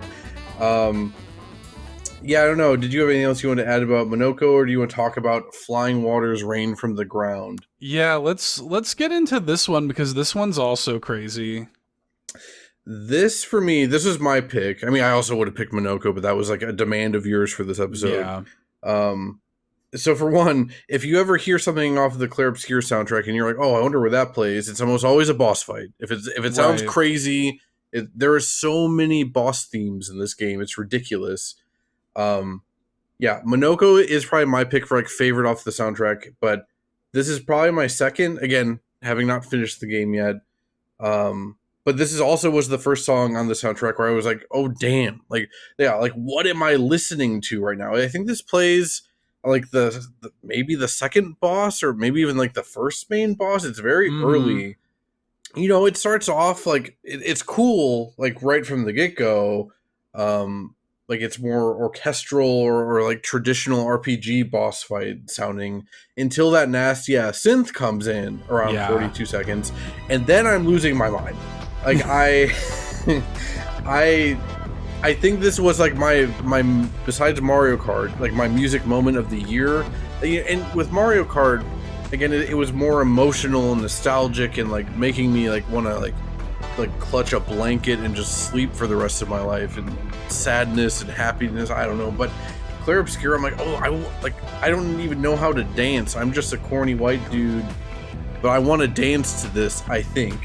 A quick note about this song that I want to make is when you finish the actual boss fight, which it's a great boss fight too, but when you finish it, the results screen where you're getting your money and your experience and stuff from the fight, it even has like a little unique riff from this song as the ending screen. It's so sick, dude. There's a lot of like little good bits of flavor in the game, like even the like the press X to continue being like we continue or whatever is like just a nice little touch. Like the game's very thoughtful. There's a lot of like nice little thoughtful touches like that. Yeah, well, and a cool thing, we mentioned how French this game is. And like you listen to like the Lumiere theme, like the main theme of the game, like the kind of intro theme of the game. And like when the game started and you hear that, I felt like I had a pretty good sense of like what this would be. Like, okay, like this is pretty orchestral, pretty cinematic, but it still has like some real French instrumentation and energy and stuff to it. So like I felt like I kind of got it. And then you get to this and it's like, oh, like we're also touching on like French's like the sort of like French electronica, like French house synth, you know, kind of vibe. Like I think I mentioned during the WoW episode that I had a real stint playing WoW where I would like mute the in-game music and listen to stuff like this. Stuff like, you know, French house, UK house, you know, trance music, stuff like that while playing WoW. That's exactly what this reminded me of. Yeah, the bass is just, I mean, nasty is the exact word that I have in my notes. It's incredible stuff, and I love that the game has this kind of thing in it. Like it would have been good if like the whole thing had kept this kind of like orchestral prestige cinematic kind of flavor or whatever. That would have been just fine, but the fact that it does like have so much going on really elevates it above, I guess, the sum of its parts. Like that's kind of what's going on with Clair Obscur also. Right. Yeah, like you said, they very easily could have just leaned all the way into the orchestral thing. It would have been a great soundtrack as well, but the fact that they go this damn hard on the boss fights, and like it's every boss fight. Like I feel like most boss fights have a unique song. I could be wrong on that, but a lot of them do. Even like little one-off gimmick fights have unique, crazy, cool songs going on. It is like I don't know, like an RPG boss fight music lover's paradise in this game. Like if I'm being honest, like I think I'd like if you don't want to play Clair Obscur, and like there's a lot, like again, Seth and I have issues with the story. It's also extremely like dark and violent and existential and like sad, and it might be hard for you to want to deal with that. Sure. If you don't think you want to deal with that or whatever, I would still highly recommend listening to the soundtrack. Again, I would still recommend playing the game if you think its tone and story and stuff will suit you. But if you have no interest in playing the game, but you like this music, please just listen to the soundtrack. It's totally, totally worth it. Mm-hmm. It's really human too. Like it's not just, like I don't know, like sad for the sake of being sad. Like I feel like there are a lot of games, movies, whatever, that are just like, hey, we really want to tap into human emotions. So what if everybody just died, Right. or whatever? Like this isn't like Last of Us kind of thing. Right. It's the game is very much, and we talked about it before, like it's a genuinely funny game despite all the horrors going on in it. And for me, such a big part of that is the voice acting. Like everyone does such a good job. Like Charlie Cox is the voice of Gustav, and been a big fan of Charlie Cox since he starred as Daredevil in the Daredevil Netflix series. To me, he is like the beating heart and soul of this game. Yeah, he has this in all the roles I've ever heard him in or seen him in. He has this like kind of, I don't know, like very human, almost like self-loathing aspect to him. I always attributed that in Daredevil to the fact that he's like a Catholic, and then he has all this Catholic guilt built into him. But like, I think he's just really good at that. Like it's not, it wasn't just Daredevil. It's he just knows how to play that. I love the characters in this game. I like CL is my MVP. Like just talking about it right now, I'm like, yeah, I think next week I might try and get back to this game. Like I'm excited. Yeah. Yeah. I feel the same way. Even just talking about it again, I'm like, I need to get back in there and see where the story winds up. And I love that character as well. I think that, one of the things that I would really like to drive home to people is that you might hear about things related to this game. The premise is very bleak, of course. And like, there's, the game is not bleak. Like there definitely is a lot of sadness, and it deals with a lot of intense themes and death and stuff like this, but it really does get to like the human core of those themes. I love, like, the game's intro has been talked about a lot, like that kind of prologue sequence that kind of sets up the events of the game. It's great. But not just because it's like that, that opening of Up kind of thing. It's not just because of that. It's also because of like how much it gets into like the humanity of the characters and what the circumstances of the world mean to them, and even like with Gustav and the character you meet at the beginning of the game. I think her name's Sophie. I think so, yeah. That their dynamic and like the way that like even that kind of keeps coming up again and again in the game. It does a really good job of like balancing all of those different flavors while not letting you forget about the rules of the world and the way that the people that you're hearing talk and interact feel about it, the way that it impacts their relationships, the way they engage with everything. It's really smart. It's all just really good and well considered, and it might be one of those things where you hear people talking about Clair Obscur and think to yourself, well, this isn't for me, and it also can't be as good as everybody says. It is as good as everybody says. The hype is real. Like, I don't, when I'm saying the story falls off a bit for me, I mean like a bit. It's not still like good. A huge chunk. Like, this is still, if Star of Providence is my 10 out of 10 for the year, this is like my 9.5 out of 10 for the year. Like, it's... It is that good. It is that strong. The performances are fantastic. The premise in the world is incredible. The battle system is amazing. Again, Star of Providence and this are my front runners for Game of the Year, and for very, very good reason. Yep. Good stuff. Let's get to our next section then. We've got Fantasy Life I, The Girl Who Steals Time. For the break, we're going to play you The Depths. From Fantasy Life I. The game was composed by Nobuo Uematsu and Haruno Ito. Not sure who specifically composed this. I have a hunch it was Nobuo Uematsu for reasons we'll get to. Yeah. And then we've also got Sewing Machine, and this was composed by Nobuo Uematsu with the lyricist being Akihito Toda, and we will be back. Clair obscur trouveras-tu, trouveras effet. Clair obscur, dans les hauts peinture trouveras sans elle. Clair obscur, tombe de rature, courbera et fer. Clair obscur, navigant.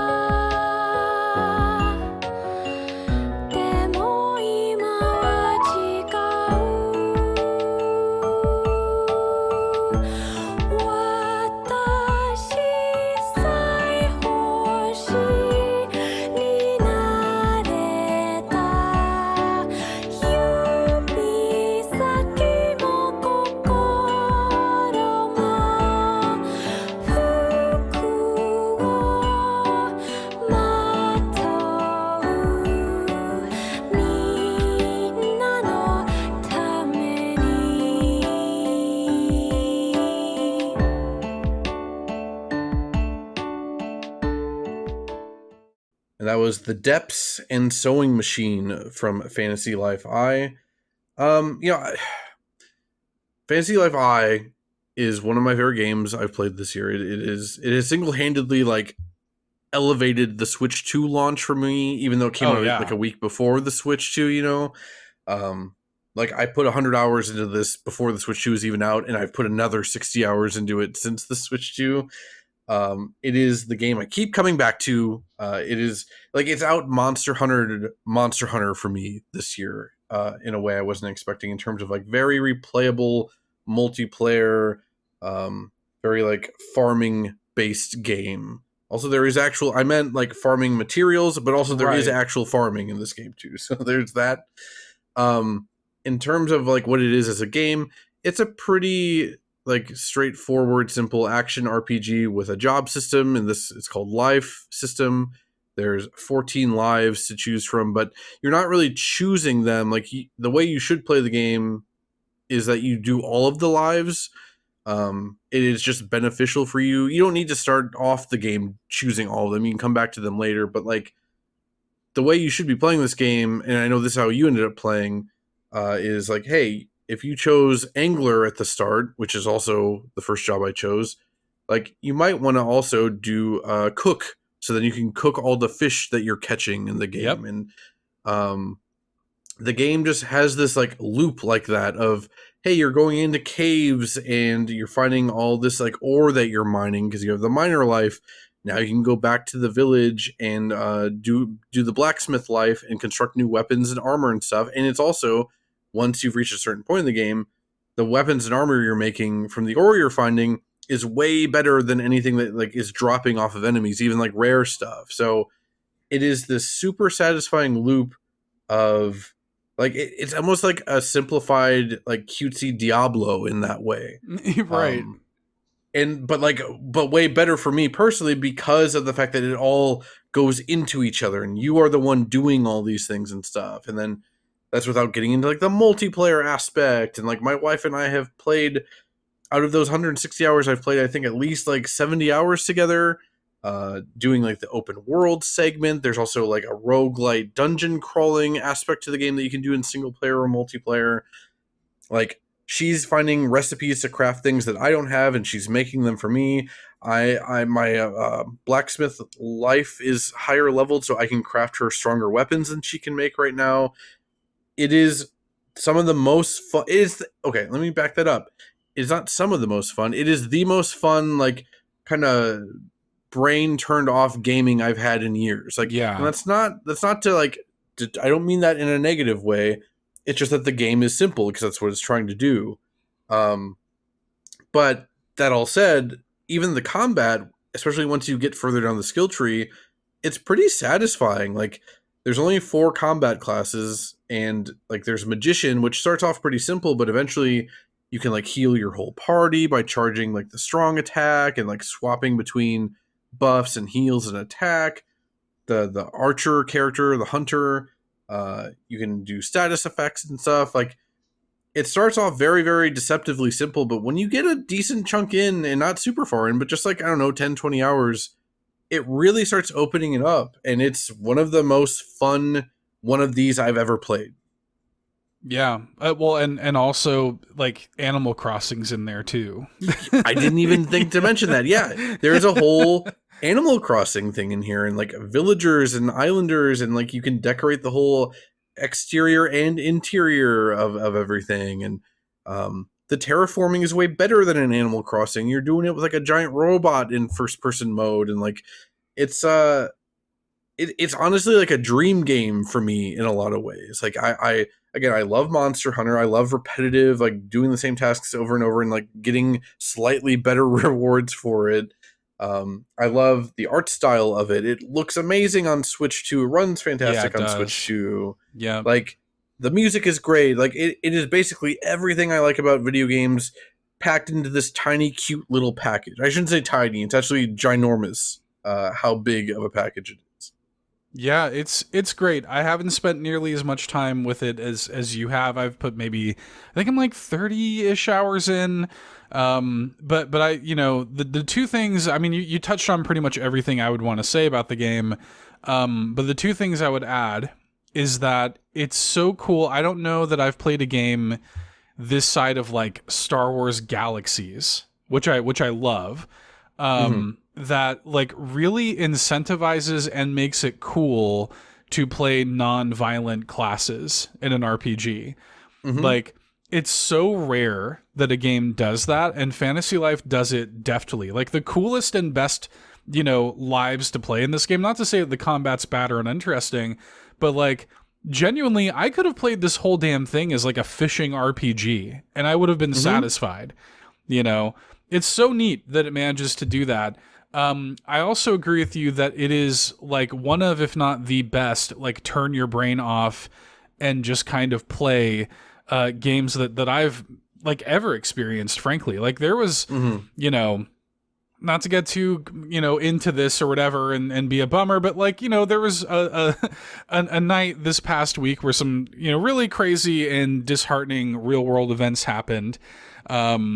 And I kind of needed to just like dissociate on the couch and just lose myself in a video game. And I immediately reached for Fantasy Life, and I hadn't played it in like maybe a couple weeks or something. Since the Switch 2 had come out, I was pretty like locked in on things like Mario Kart and Squeakross. But it had been a little while since I played it, but I was shocked at how naturally I fell right back into it. And I turned my brain off, and like I didn't stop playing until my Switch 2 started to die like 3 hours later.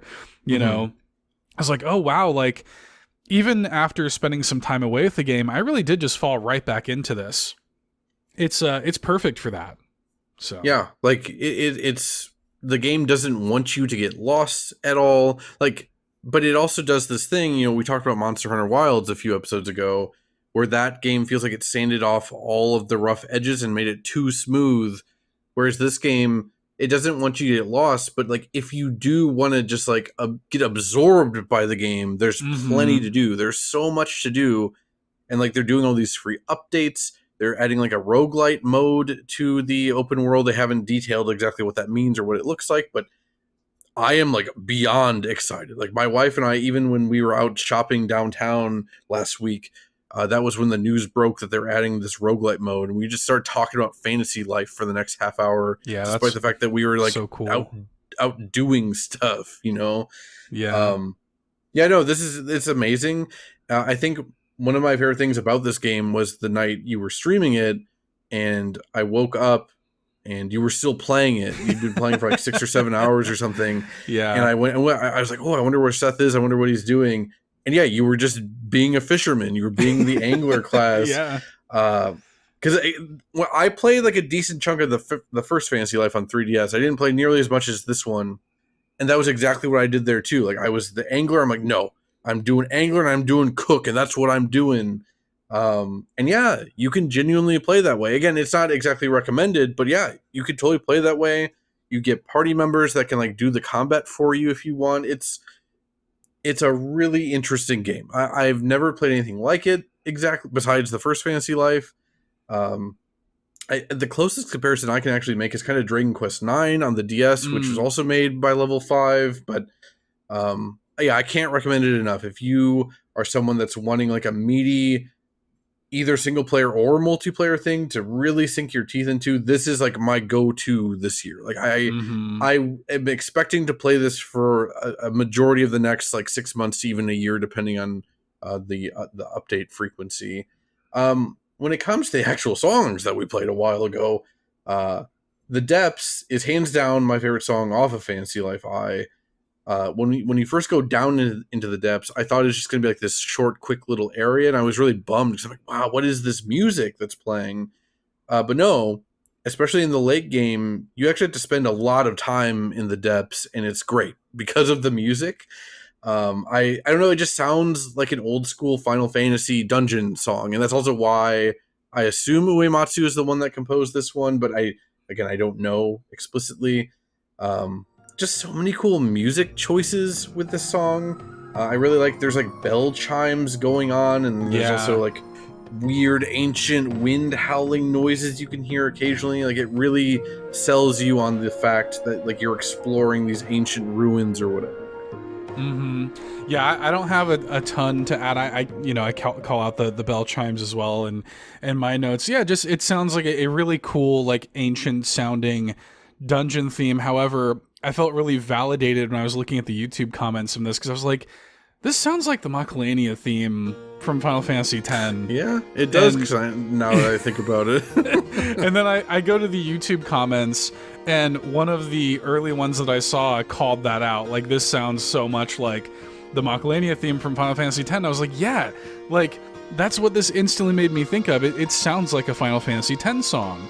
And if you listen to those back to back, it's like, yeah, the reason I feel pretty convinced that Uematsu, was the one that composed this one too, is because, like, I do feel a lot of his influence, like, in this song.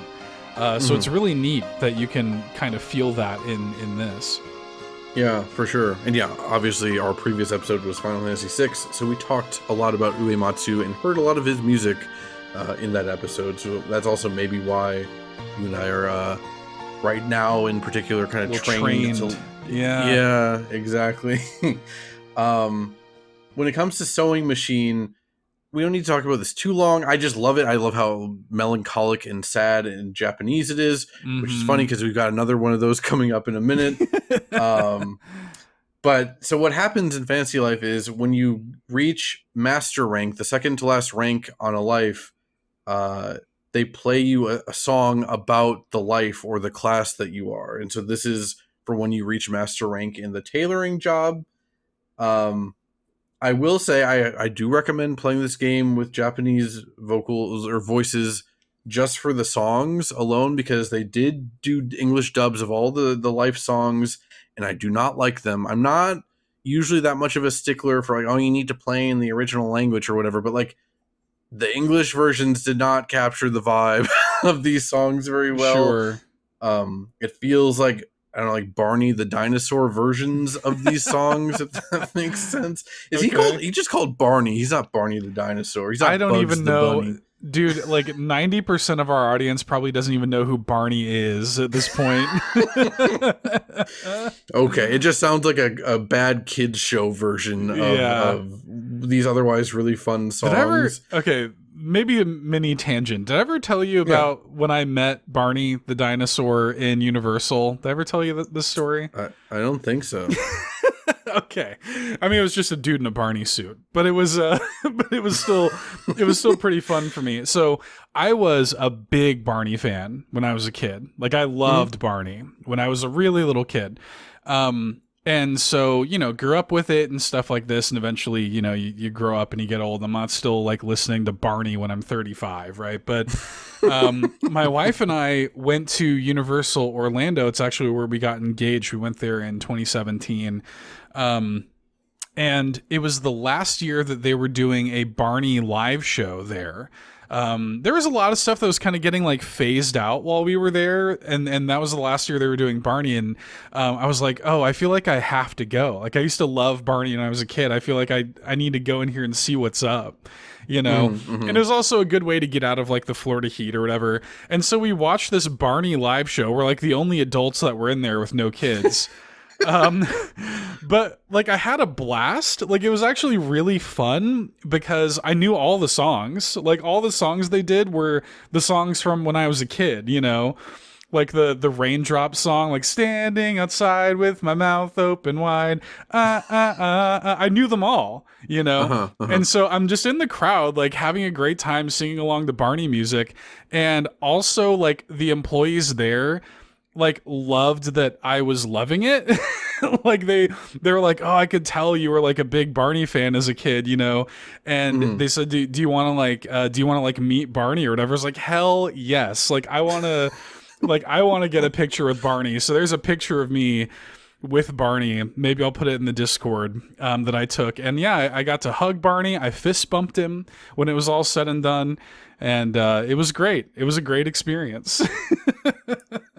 I mean, yeah, I watched a lot of Barney as a kid. I do remember that song. It's one of those things, if I heard or watched an episode, I would probably instantly remember a lot of it. It takes you right back. Yes. Yeah.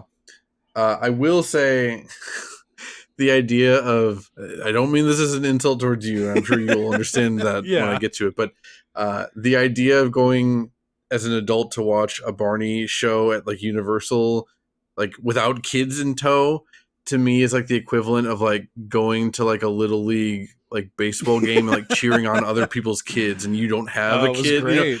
Like, it ruled. It was awesome. I mean, I get it. Like, I get what you're saying. For us, it was like, it was just like a fun excuse to like get out of the heat and like, yeah.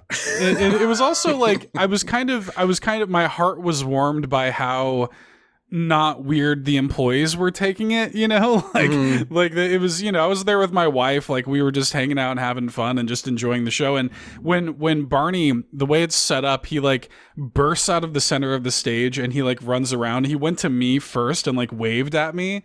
It was like fun. Like there's a recognition of like, I don't know, like mutual appreciation, I guess, for this thing that I used to love when I was a kid. I'll probably never engage with Barney ever again for the rest of my life.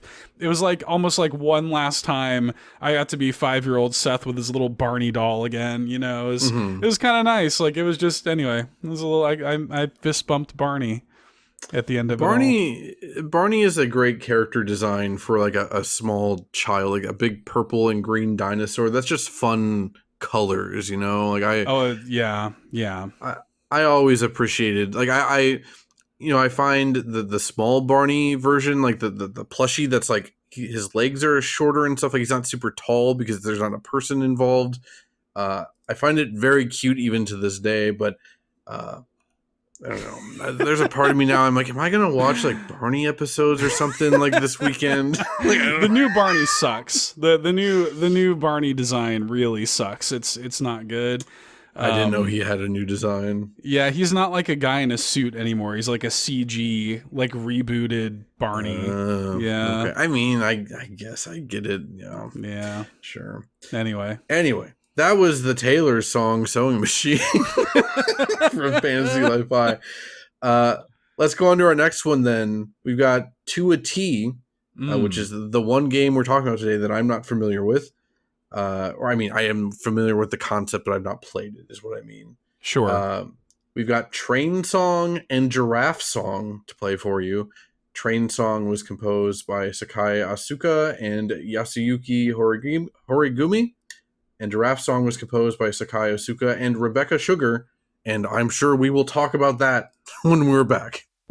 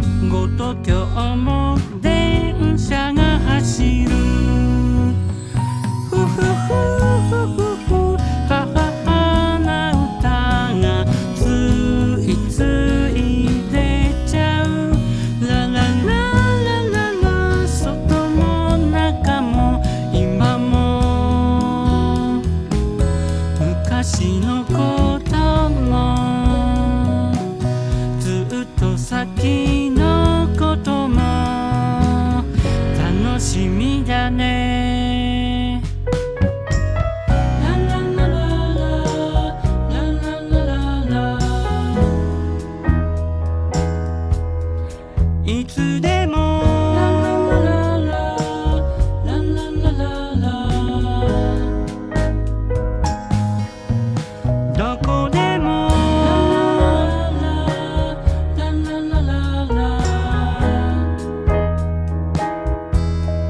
明日も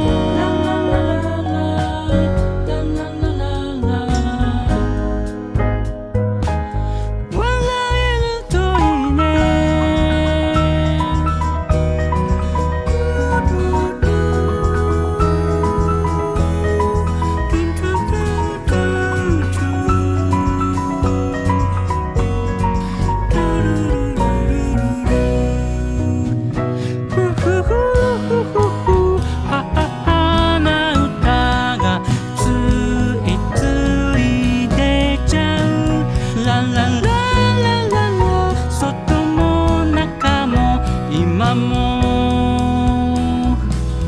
昔のこともずっと先のことも楽しみだね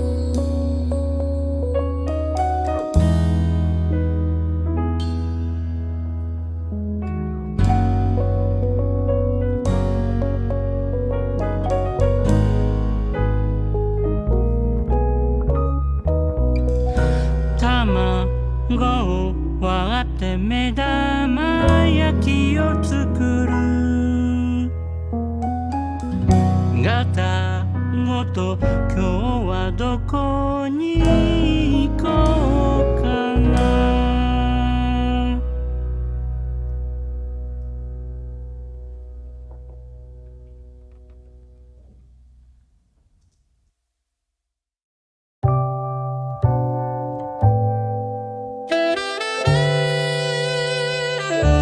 My name is Giraffe.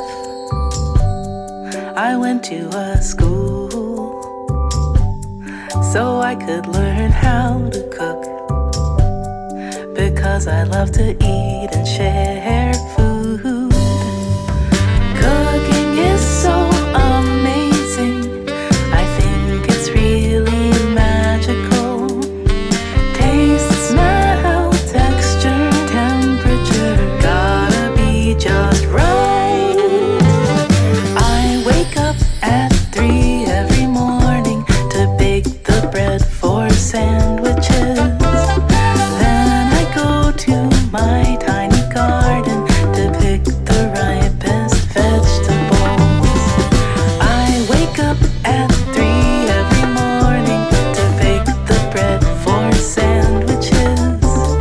Then I go to my tiny garden. I really love my radishes. Don't forget to go to the market to buy the best eggs and cheese. Oh, and also we need some spices, mustard, ham, and mayonnaise. When I get home I cook, oh, it's so tasty. Let's not be hasty, this is amazing. I'm asleep by 7, dreaming of new recipes. Can't wait to see what tomorrow brings.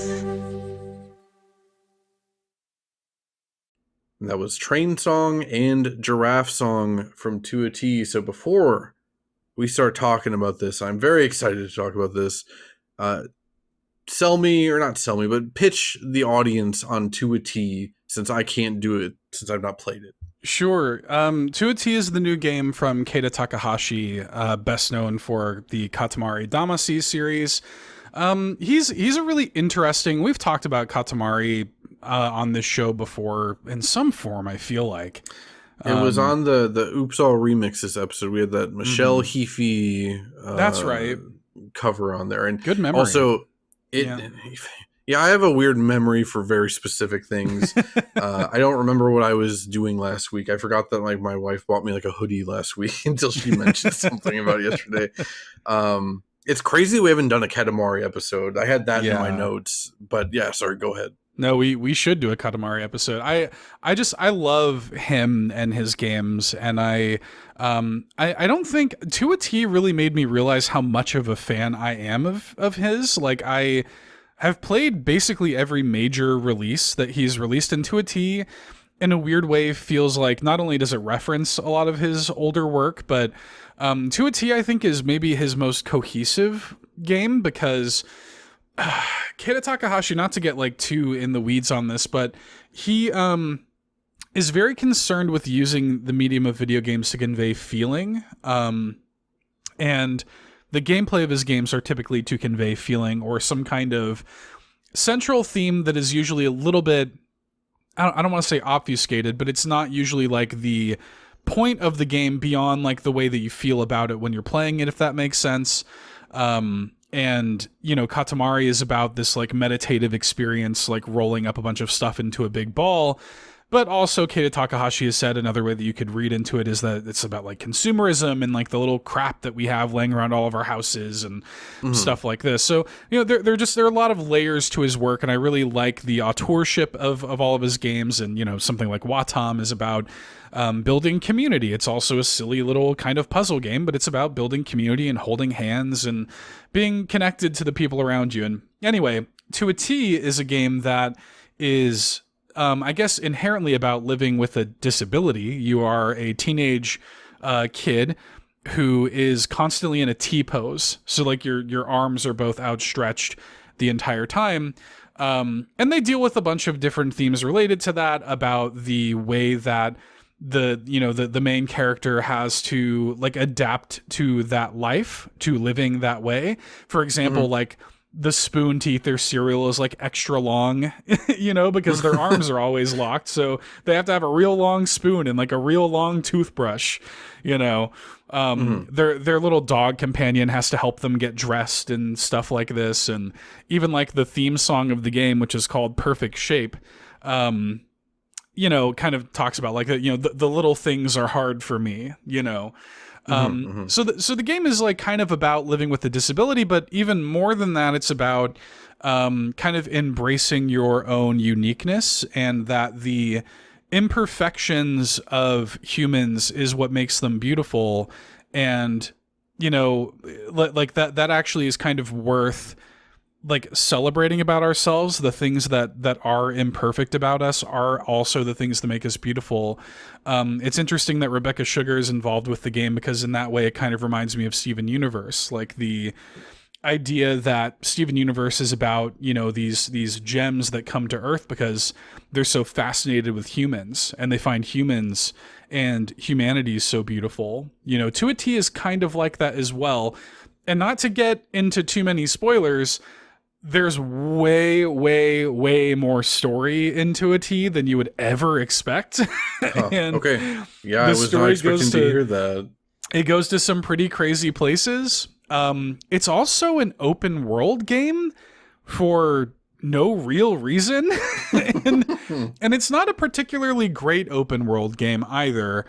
The map kind of sucks. Navigating the map kind of sucks. And the like collectibles that are in the map have no like huge consequence. It's really weird. Like the setup and structure of the game is really weird, but it has that kind of classic Keita Takahashi thing of like the way you engage with the world and like the theming of the game. You know, the story and the gameplay are kind of married perfectly. And I really appreciate it from that perspective. And you know, it also has, you know, Sakai Asuka is Keita Takahashi's wife, and she's done the music for all of his games. And the music in the game is great, and it just conveys this, like, there's a little bit of, like, cozy, like, day-to-day life sim energy, but the game is also structured almost like an anime. Like, you essentially, like, activate episodes of the game that are found like as balloons in the open world. So between episodes, you can explore the open world to your leisure and do whatever you want. But whenever you want to progress the story, you essentially go to like a story point and start an episode. And it plays like that song Perfect Shape, like this whole intro sequence, like it's like the opening of an anime. And then at the end of the episode, it plays the draft song. Like that's basically like the closing credits song of like every episode of To a T. I really loved it. Like, it has objective flaws or whatever, but like, I don't know. I was very charmed by it. I thought the story was very prescient and important, and it'd be the perfect thing to play with like a kid, like to play it with like a young kid. Yeah, I loved it. I hope they bring it to Switch too, because I would really like to play it again on Switch too. But it's great. Yeah, shamefully, yeah, I've only ever played his Katamari games. I didn't get to play Nobi Boy. That was only on PS3. I was very interested in that because all of his games are more like interactive toys in a way, and I find that very, very interesting, and I'd love to play more of them. But yeah, for one reason or another, I never got around to playing Watam. I definitely am interested in playing this, especially after hearing these songs. I mean, I don't have many notes about Train Song beyond that. I mean, yeah, it basically is a Katamari song. Like if you had told me this was from a Katamari game, I would have totally believed you. Again, the second like melancholic Japanese vocals theme song we've heard in this episode. The only real note that I have on it is like the la la la la la la's. I love like it.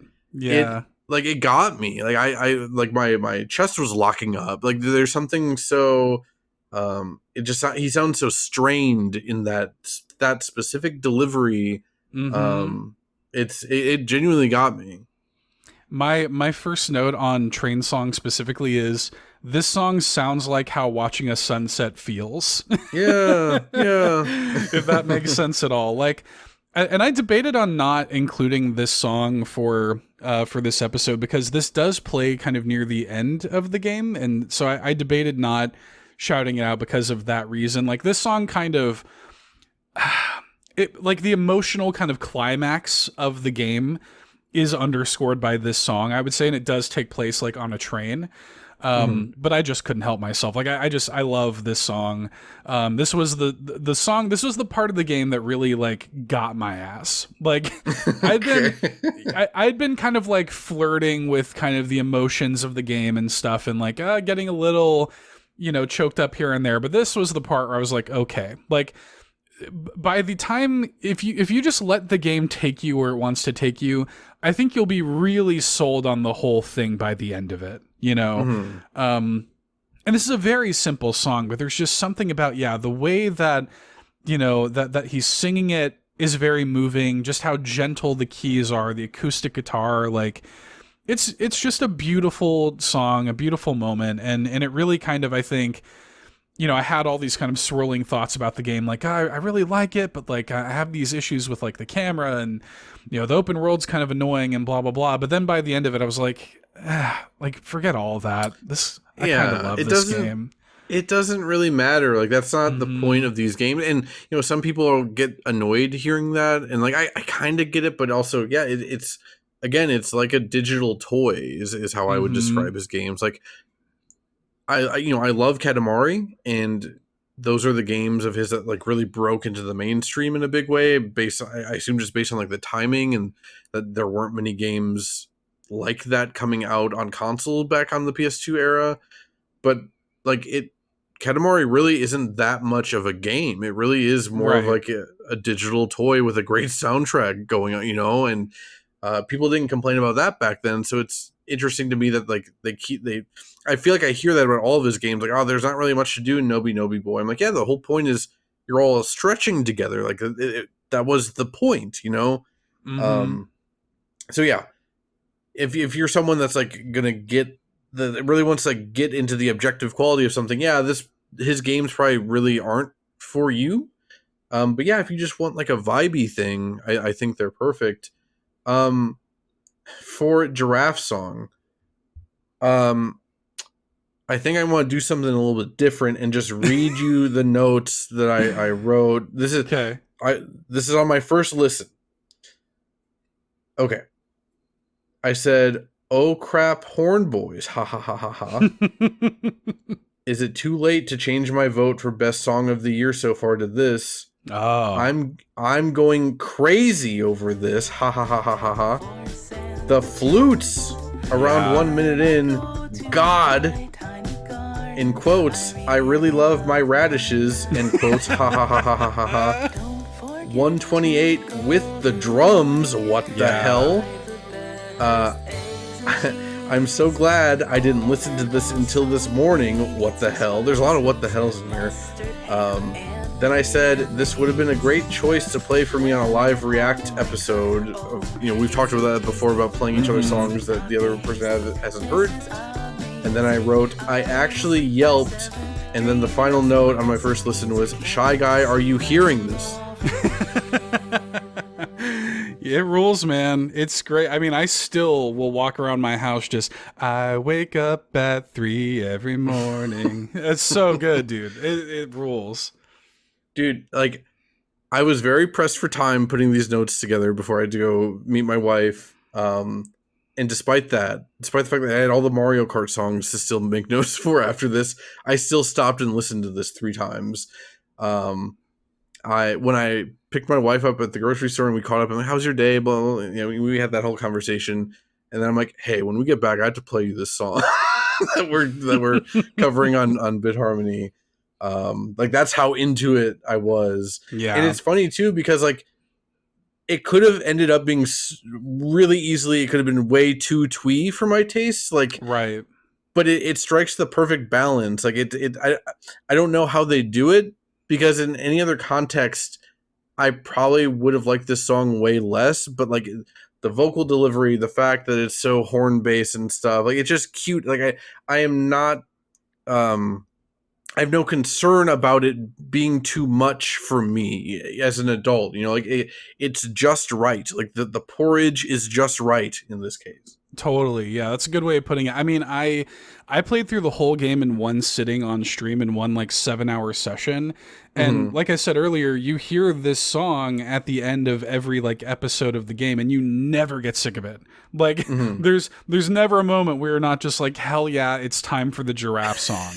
And I think that Rebecca Sugar is such an important part of that. Like, I think that she sells the song so well. Like, I love her voice. Like, her voice is so motherly and like gentle, like there's just something about that. Giraffe is a fun, like, recurring character in the game. 'Cause she runs a sandwich shop, but also she has like 4 like corporeal versions of herself that run like, they each run like various like foods like stands in the town. Like, there's a giraffe that runs like a grilled corn stand. There's one that runs like an ice cream stand, one that has a sandwich shop, but they're also all the same person. It's very funny. And like they even have like a little fake language that people speak, almost like a Simlish kind of thing, and Rebecca Sugar also voices that. Okay, that's sick. That's fantastic. It rules. I think you'd really like the game. I'd love to hear your thoughts if you played it. It's really stuck with me. Like, this is the game that, like, I don't think it'll end up cracking like my top 5 by the end of the year, but I'm like, it's one. You ever play a game where you're like, I hope this like stays in my top 10? Yeah, you know what I mean? Like, I do have those sometimes. Yeah, that 2 is like I want to like talk about it at the end of the year. Right. I want to give it one final push. Yeah, this is like the one that I want to be a champion for to a T. Like, and I also think that this is like the one of his games that feels the most cohesive and like well-rounded. Like the highest potential of like other people enjoying it, like other people who you don't have to like do as much of that legwork of, oh, Keita Takahashi makes like weird abstract games or whatever. Like, you don't have to do as much of that legwork, I think, with to a T. It's really good. Yeah, it is definitely something that's on my radar. I am more interested in it than Watam and Nobi Nobi Boy and stuff like that. So especially after hearing Giraffe Song, it is absolutely something I'm going to try and check out. It's all good too. Like all the music, I thought about putting Perfect Shape in here too, the intro kind of song of every episode. It's also really good. So yeah, it's all good. Yeah. Well, I look forward to hearing more of it because these 2 songs, these are like my sleeper picks for songs this episode, I think. Before we get to our next break, we do have another voicemail that I want to play here, and Okay. It'll become apparent in a second why. This is from Phelan, and a quick note: he DM'd me asking if it was allowed for him to edit his own sound into his voicemail, and I said that sounds fantastic. Also, less work for me. So, just as a shout out to that, the sound effects in here that was added by Phelan himself. Yeah, Phelan really put in the work for this voicemail. So Yeah, let's hear from Phelan. Hey, Matt and Seth, Phelan here, calling in to talk about my favorite video game soundtracks of 2025 so far. Definitely going to cheat on some of these, and I have a lot to talk about, so let's get started here. First, I want to talk about Street Fighter 6. It came out in 2023, but the newest fighter, Elena, was released this year, and with a new fighter comes a new character theme. Her theme, Beats in My Heart, is one of those fighting game songs that's energetic enough to fight to, yet low-key enough to vibe to as well. I love it when songs from fighting games can balance on that line. Another old game with new music this year is Pokemon TCG Pocket. Ranked mode was added to the game earlier this year, and with it came a whole new battle theme specifically for ranked matches. I remember crushing my first opponent in ranked and immediately closing the game to find an extended version on YouTube. It's fantastic, and it's all I listened to for about 2 weeks. Now, what about games that released this year but have old music? Don't worry, I got you covered there too. First, the Capcom Fighting Collection 2 released earlier this year and has remixes from every single song from every single game on that collection, most notably CVS 2. And the 2K25 remixes of Fight with the Wind, The Lord God, Stimulation are all great additions to these old classics. Stop right there, criminal scum! It would be criminal of me not to also mention Oblivion Remastered in this section. While the remaster did release in 2025, the game still faithfully uses the original music compositions from Oblivion's original release back in 2006, and I wouldn't have it any other way, as these still hold up really well today. My absolute favorites being Oriel's Ascension and Piece of Akatosh. These tracks are just downright ethereal, and remind you that there is peace and beauty in the lands of Cyrodiil despite the demonic invasion, and... Okay, I'll talk about Mario Kart. I don't think I'm saying anything new that hasn't already been said here, but Mario Kart World's soundtrack is unbelievable. The soundtrack for this game is like a Mario Kart item box. You just never know what this game is going to throw at you next. Let's see what we have. What do I got here? Some of my favorites. The Mario Drawing Song. Boom. Jump Up Superstar. Boom. Lake Lapcat, boom. Space Junk Galaxy, boom. Peach Circuit, boom. A Tekken-coded remix of Baby Park for some reason, boom. And my all-time favorite, the File Select theme from Super Mario 64. Yeah. A song that, no matter what rendition of it is playing, I just have to stop and happy cry for a bit. Just like I did when it started playing in Mario Kart World, as I was free roaming Koopa Troopa Beach at night while playing as Yoshi. A moment that, as small and as unimportant as it sounds, will be a moment that I'll never forget. Now, I mentioned a lot of songs here and didn't specifically request any of them to be played. I'll leave that up to you guys to pick whichever ones you want, or don't. I'm not your dad. Okay, got that out of my system. That's all from me for now. Until next time, guys. Wow. Thank you for the voicemail, the very thorough voicemail. You covered, in a 3-minute time span, you covered more than we have in like 2 hours. I think I really loved about this voicemail, just besides how thorough it was just shouting out things that, like, yeah, Seth and I haven't played. Like, I'm intensely interested in the Capcom Fighting Collection 2. Me too. But I just don't have people that I can regularly play fighting games with, so it just isn't something that I'm probably going to grab anytime soon. I didn't realize that they did like new arrangements of old themes from those games in here. Neither did I. Yeah, that was really cool to hear. And it honestly, like, I mean, we'll play one of these songs, but it's the first time I've heard any CVS2. Like, I've never engaged with CVS2. That's the one big thing that I want to play that collection for, is the fact that it has that game in it. And yeah, I mean, it's cool that Phelan shouts out, you know, you and I would never think to like cover Oblivion on this show, right? You know, or like fighting games is a huge, you know, blind spot for me, despite the fact that, you know, we talked about Tekken 8 a lot last year. So it's cool that Phelan, you know, filled in a lot of these blanks. Yeah, definitely. Like, I also didn't know about like the Pokemon TCG Pocket like ranked battle song and stuff. Mhm. Like I listened to all the songs that he mentioned here, and yeah, a lot of them were good. So what we ended up picking in this case was the Fight with the Wind, the 2K25 version, as Phelan mentioned, from Capcom Fighting Collection 2. This is being a remix of a Capcom vs. SNK 2 song. And then we had to go with the Mario 64 File Select remix from Mario Kart World. This was already a song we were absolutely going to have in this episode regardless. This was the first song that made me tear up when I was playing the free roam mode. I think I was even just watching my wife play when I heard this. And yeah, it got me pretty good. So, Fight with the Wind was originally composed by Satoshi Ise. I could not find who did this new arrangement. And Mario Kart World, once again, composed by Atsuko Asahi, Maasa Miyoshi, Takuhiro Honda, and Yutaro Takakuwa. And we will be back.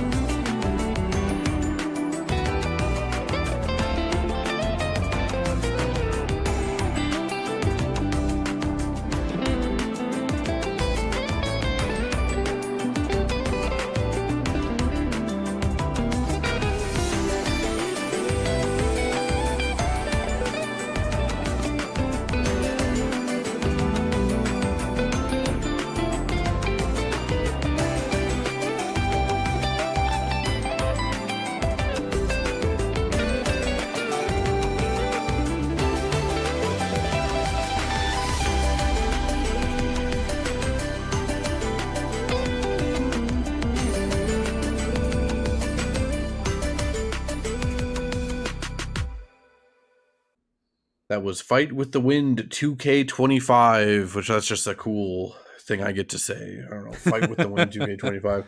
And the Mario 64 File Select song, the rearrangement from Mario Kart World. Yeah, when it comes to Fight with the Wind 2K25, it makes perfect sense why Phelan, of all people, wanted to shout it out here. It just straight up sounds like a Tekken 7 or 8 song to me. Like, just straight up. Yeah, no, I had the exact same note. Like, it, like very Tekken 8 coded. Like, it goes crazy, sounds very much like yeah, like you could have told me this was a Tekken song and I would have believed you. And yeah, it's cool to hear this for the first time. Like, again, I really wanna play this game. I'll also shout out the tasteful wub wub in the game. It's really, I have it tagged at 57 seconds. Really easy to go too far for me with this.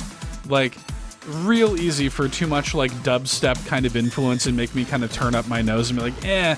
But it was done tastefully here. It never overstays its welcome. I was very curious because I've also never played CVS2, or I don't think I've heard anything from it until now. I did pull up the original version of Fight with the Wind, and it is extremely different. It's got more of like a Bayonetta vibe going on as opposed to this like Opium Den version. That's the 2K25 version. I quite like both, but yeah, very classic internet and YouTube comments. I saw people, I don't like the new version. It's too much. It's too much noise. Nope, they're both great. They're it's fine. We can like both. It's fine. Right. Yep. No, it's totally fine. But I will say, you know, and yeah, we're about to cram a lot more Mario Kart music into this episode. But File Select, I think, is the big. If I only had to pick one, this arrangement of File Select would have been the one that I would have picked. Like, this is kind of like the Mario Kart World song to me. Yeah, I think it is for me too. And you know, a big part of that, I don't consider myself that nostalgic of a person. Obviously, I have nostalgia, and I have the same nostalgia that other people have, but I don't tend to like dwell on it too much compared to like other people. But if I'm being honest, like Mario 64 File Select is probably my most nostalgic song period ever, not just video game song, but just song ever. And then you couple that with my well-documented love of like Weather Channel smooth jazz. And those two things coupled together, but not in an OC remix, like in an official Nintendo product starring Mario and friends, it felt impossible to me. I was like, what is this? Like, you know, Nintendo doesn't do that many official rearrangements or remixes of that many different Mario songs, you know, like obviously you have stuff in Smash Bros, but even there it tends to be like more of the obvious stuff, like 1-1 and 1-2 and like the Mario World theme, and like I'm not saying there's not cool stuff there, but like Mario 64 File Select is an amazing song.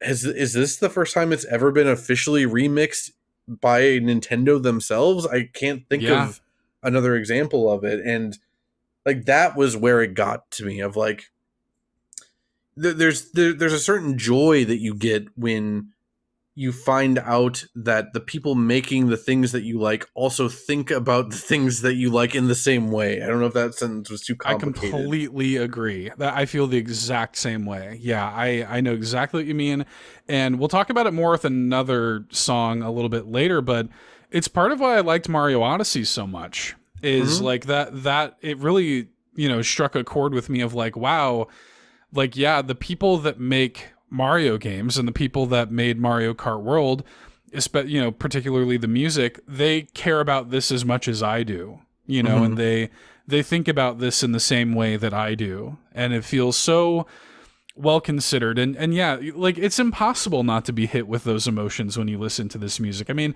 I remember, you know, having the terrible experience with my midnight launch, getting my Switch 2 home, getting Mario Kart World like loaded up on the thing and playing the game in game chat with Adam and Andros, just there watching me play because they couldn't download their game yet. Dude, I was watching the beginning of that stream before I went to the grocery store, And I was like, what the hell? Why can't they activate their game? This is so stupid. It was crazy. And so they had to just kind of like helplessly watch me play in game chat. But we all had this moment where I went to it's that library area of the game. And it's in like the snowy area, like Starview Peak or whatever. Anyway, that's when this started playing for the first time, and we all just kind of like stopped and were like, oh my God, like immediately started like welling up. Like I literally felt like tears forming in my eyes, like uncontrollably. It's like a beautiful rearrangement because it starts off as this kind of like, I have gentle Weather Channel twinkly jazz fusion in my notes.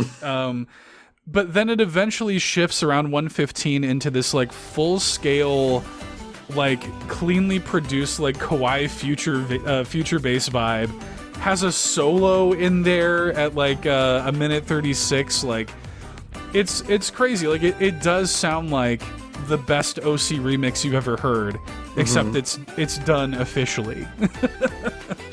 I remember when they put out like the Ask the Developers thing for Mario Kart World, and there were so many interesting tidbits in there. It was the best one of those in a while, in like years, I feel like, in terms of insight into the development of this game, and that they were apparently working on it since 2017 and blah, blah, blah, and like how the cow came about being a drivable, playable character.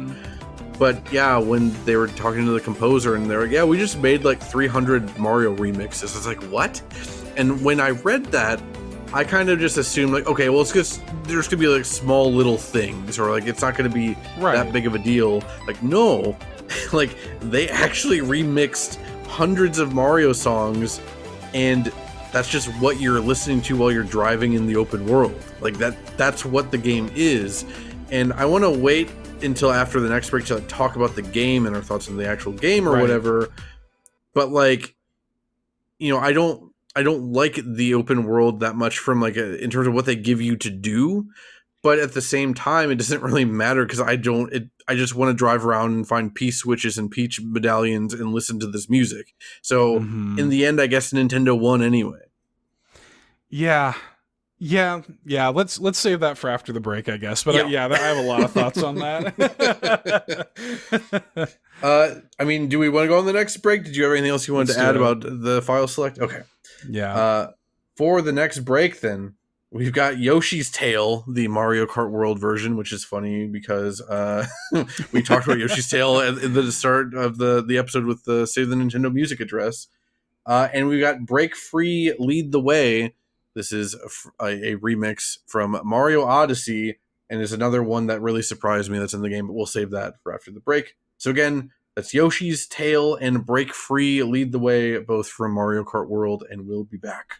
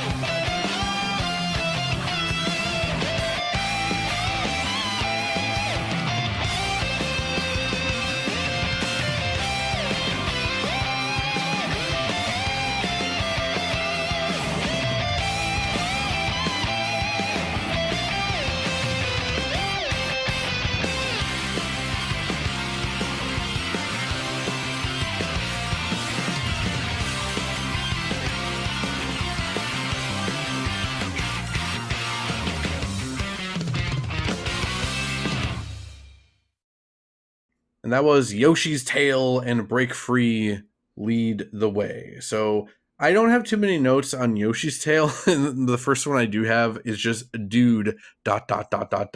Mm-hmm. And a lot of my notes here we already ended up talking about at the beginning of like just Right. how incredible it was that there even is Yoshi's Story remixes in this game, and that there's Wario Land and WarioWare and Mario Paint. But like, for whatever reason, I didn't expect this many Yoshi's songs in here, because there's at least like 3, I think, if not more. And Yoshi's Island is very beloved, but I feel like the other Yoshi games are not. So I don't know, as someone that's always loved Yoshi, I would like, I don't know, to me this stuff was like your WarioWare stuff in this game, if that makes sense. Like, sure. I just didn't expect there to be this much Yoshi love specifically in here. Mm-hmm. Yeah, I love Yoshi too. It's cool. It makes you wonder if obviously there's a lot of focus on Donkey Kong with Nintendo right now. Makes you wonder if Nintendo's about to turn a corner and start making Yoshi a thing again, especially since presumably he'll be a big part of the Mario movie sequel. So I don't know. We'll see about that. But I agree. Like, it was really striking to hear this arrangement of this song. I've always, like we mentioned earlier, I've always liked this song, especially the melody, but like, it always gets kind of diminished by those singing Yoshis, So what's great about this arrangement is that it takes those out, and it really kind of allows the song to really hit all of the emotions of it fully. That emotional core that's always been there is allowed to like fully breathe. I mean, there is nothing like driving on the beach at sunset when this song comes on. Like, it's beautiful, and it really kind of like continues to build layers by adding in yes, of course there are more horns in this. There's like this nice recorder pass on the melody, and by the end it winds up feeling like almost the kind of thing you would hear in like classic Hollywood cinema or something. Like, it's like the end credits like leading up to the end of like a Gene Kelly movie or something. It's beautiful stuff. I had a hell of a time figuring out what our outro song was going to be, because it obviously had to be for Mario Kart World, but so many of these are perfect for outro songs, right. So this was at the front of that competition for quite a while, because it's so, I don't know, man. Like I said, I don't even have nostalgia for Yoshi's Story. I think the game sucks. I never even was that into this song originally. I mean, it was good, but nothing amazing. But this was another one that got me real emotional. But I don't have many other notes for it that we haven't already talked about.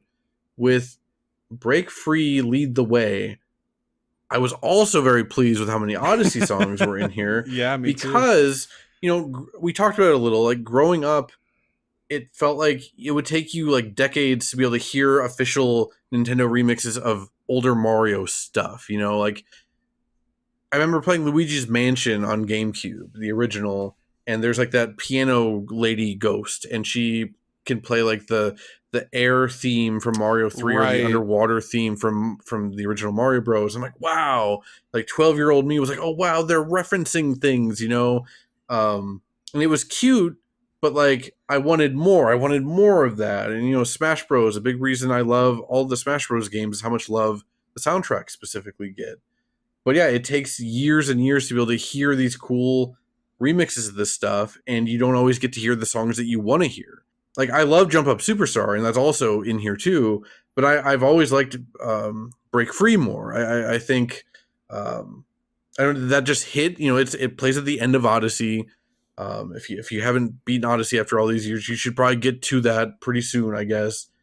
I just never thought we'd get a remix of this song, if that makes sense. Like, I don't know. Like, I thought like maybe like I think the original is in Smash Ultimate, but not like any remix or anything. So the fact that we got like rearrangements of this and Jump Up Superstar, and it didn't take like 15 years. I mean, it took 7 years, I guess, but it's still, I don't know. It really, again, all of these Mario Kart songs like hit me, but like this one was just very pleasant. This one didn't get me emotional. It just got me like, oh yeah, like they're doing it. They're remixing the songs I want to be remixed.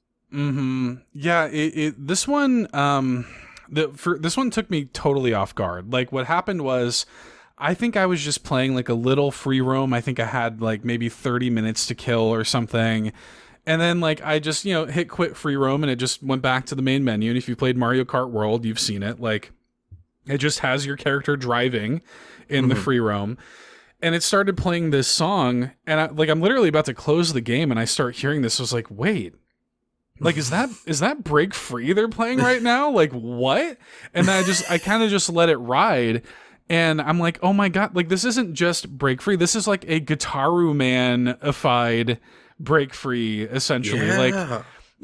Like this kind of like crunchy, like, pillows-ish version of Break Free, which is a song I already love, but like this take on it just like really, I think, sells the emotions of that song because, playing Mario Odyssey for the first time and getting to that final sequence, it's an amazing final sequence. And yeah, that song, like I do think that, the New Donk City Festival and Jump Up Superstar, that's like one of my favorite moments in any game ever. But I agree with you that like the emotions of this song in that moment are really, really strong. And I find myself going back to this song way more. It's such a strong way to end that game because even like the lyrics of the song are kind of about like, hey, we're getting into this like new space and like who cares what people think of us. And, it's almost like a song from Nintendo to Mario or something. Like it's almost like Nintendo saying, hey, and maybe this is just me reading too much into it, but it's almost like Nintendo almost like allowing Mario to break free from like the shackles of what that franchise has been defined as. And hey, like, let's do our own thing. Let's do whatever we want. Let's like play with the space and make Mario whatever we want Mario to be. And, lead the way. I'll follow you. Almost like Nintendo saying that to Mario or something.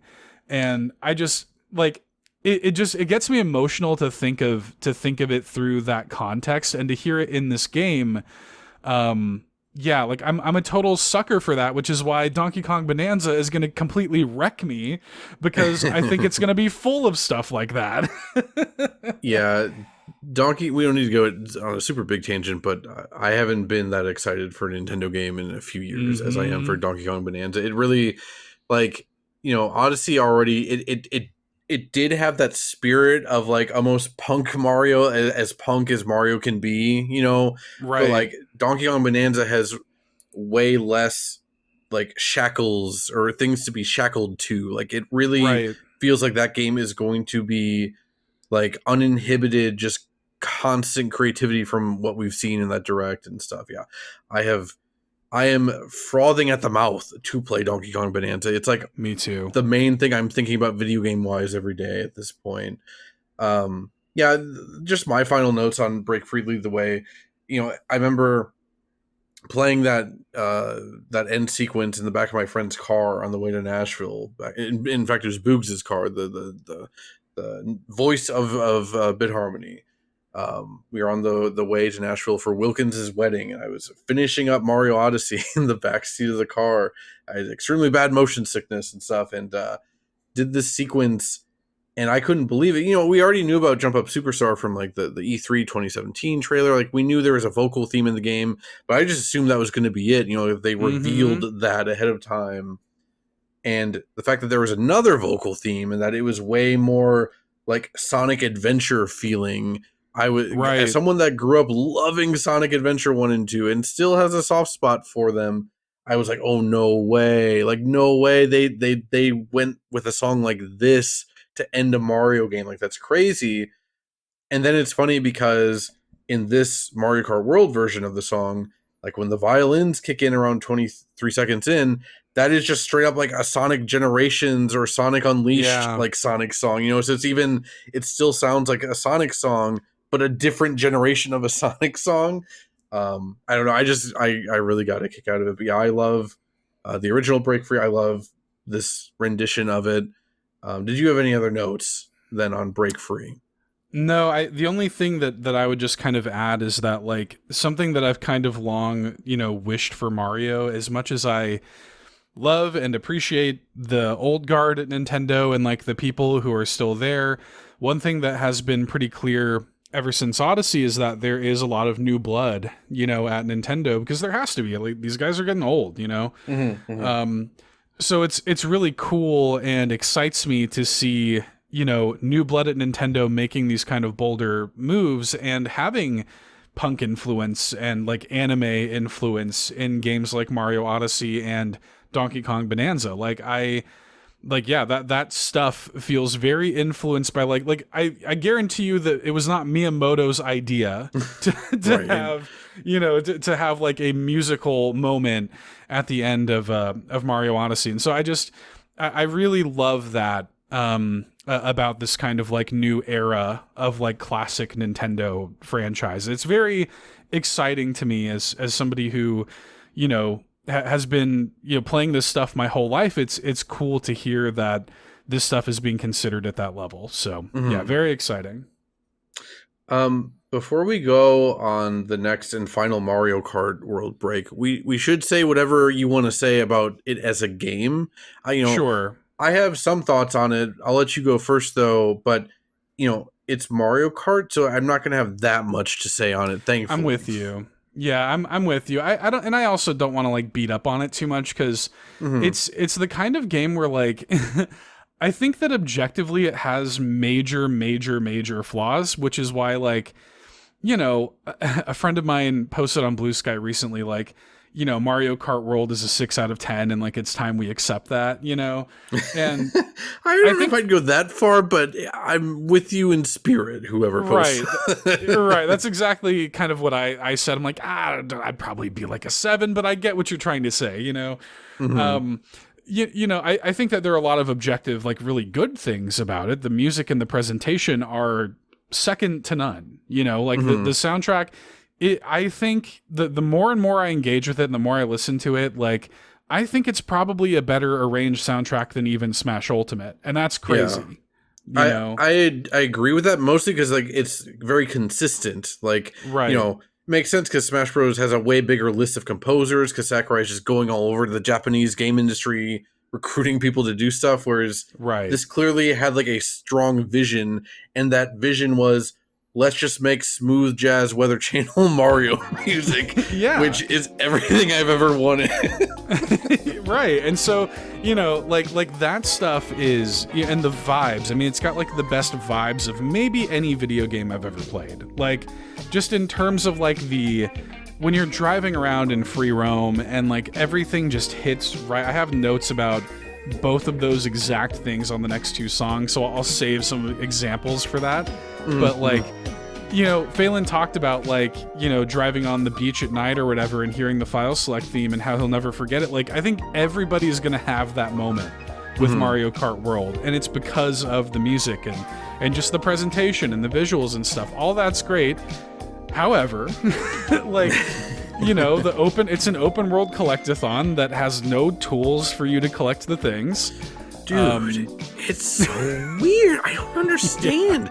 Like, okay, the P-switches. Let's talk about the P-switches just for a minute, because I think those are so fun. I think the P-switch, the actual challenges themselves are incredible. Like, they subvert Mario Kart expectations at every turn while also teaching you how to play and showing you how to do advanced tricks that won't come up otherwise.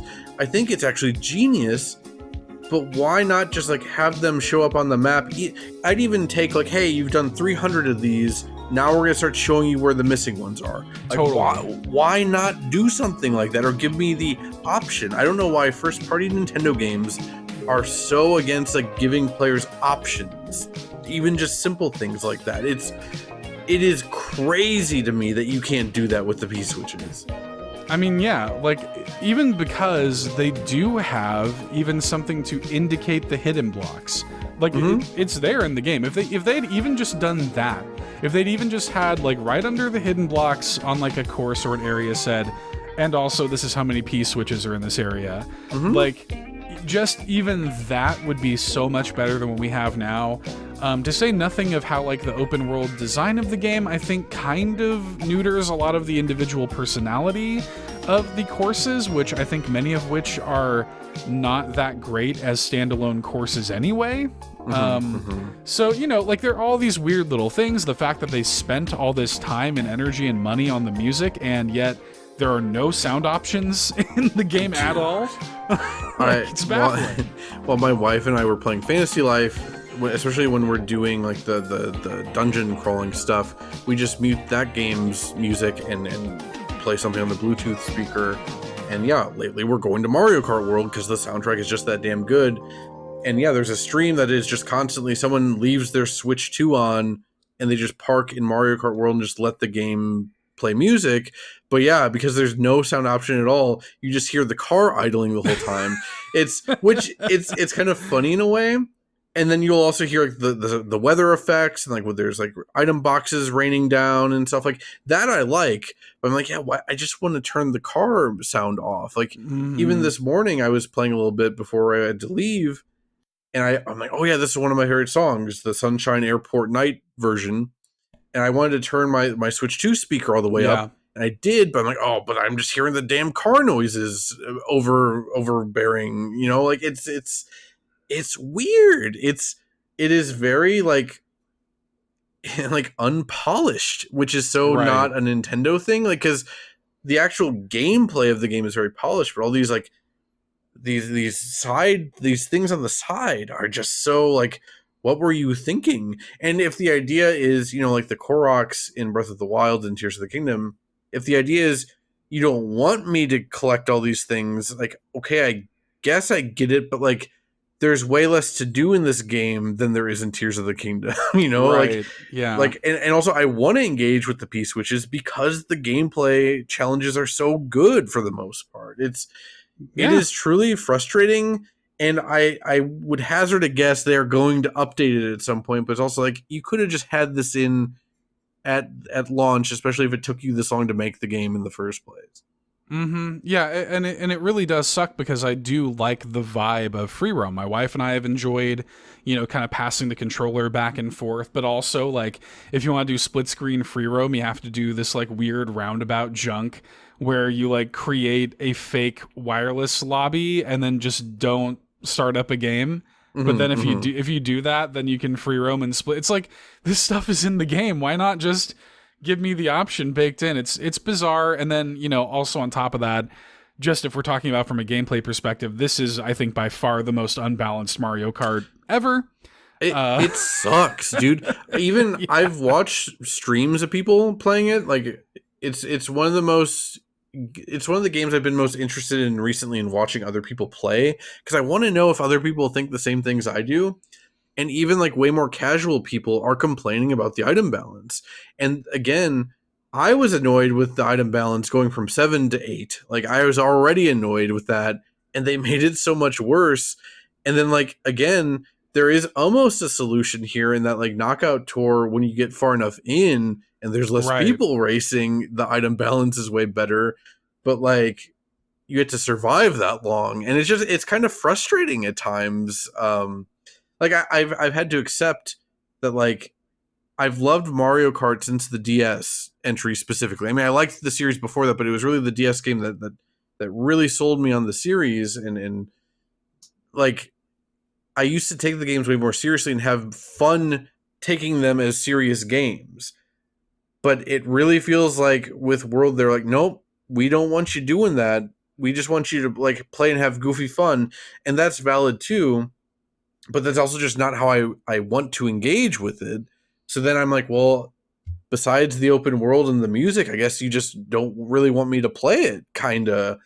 And it sucks too, because the stunts, the wall rides, the rail grinds, that's the best Mario Kart has ever felt to actually race. Yeah. But then when you're in an actual race, you're just getting pelted by items constantly, and I can't even do the cool things I'm trying to do. You know, like it's very frustrating for me in a way that I was not fully expecting. I completely agree. I think that's the problem, is that the actual tech in the game, like the way that it feels to play the game, like makes you want to engage with it seriously. Like you want to engage with it seriously because like, oh my, I have all these cool gameplay options, and it's really neat because it allows you to do things like, you know, Shy Guy set up a time trial thing in our Discord just earlier today as we're recording this, and I'm really excited to dig into that. But like the moment to moment like racing and stuff, because the item balance is so bad, it makes it impossible to take it seriously from a competitive standpoint. Like, and that's a huge bummer. It's a huge bummer to me because I want to. Like, I want to give this game more of myself, and it, like, is constantly putting up barriers between me doing that. I want to engage with the free roam more, and it's like, nah, but kind of don't. It's like, I want to play this more seriously. But kind of don't, you know? And that, like, that sucks. Like, there's a lot of, like, genuinely bad, like, game design decisions in this game, I think. But that being said, like, it's hard for that to not just kind of wash away over you when you have these incredible moments where, like, the open world is hitting just right, and like the music does, you know, hit you at the right moment. And, you know, I have not felt this mixed. Yeah, I was talking to you about this. Like, it reminds me of how I felt with Mario Wonder, like the kind of hot and coldness of the way I felt about that. But it's even more heightened, I think, with Mario Kart World. I've not been this confused about the way I feel about a Nintendo game in a long time. Yeah. Yeah, I'm with you, because, like, even Mario World, there was, like, a certain baseline level of, like, I'm not enjoying this as much as I thought, but it still is exactly what I expected in a lot of ways. Like, it doesn't go lower than I would have expected it to, whereas Mario Kart World does, and it's in real weird, baffling ways.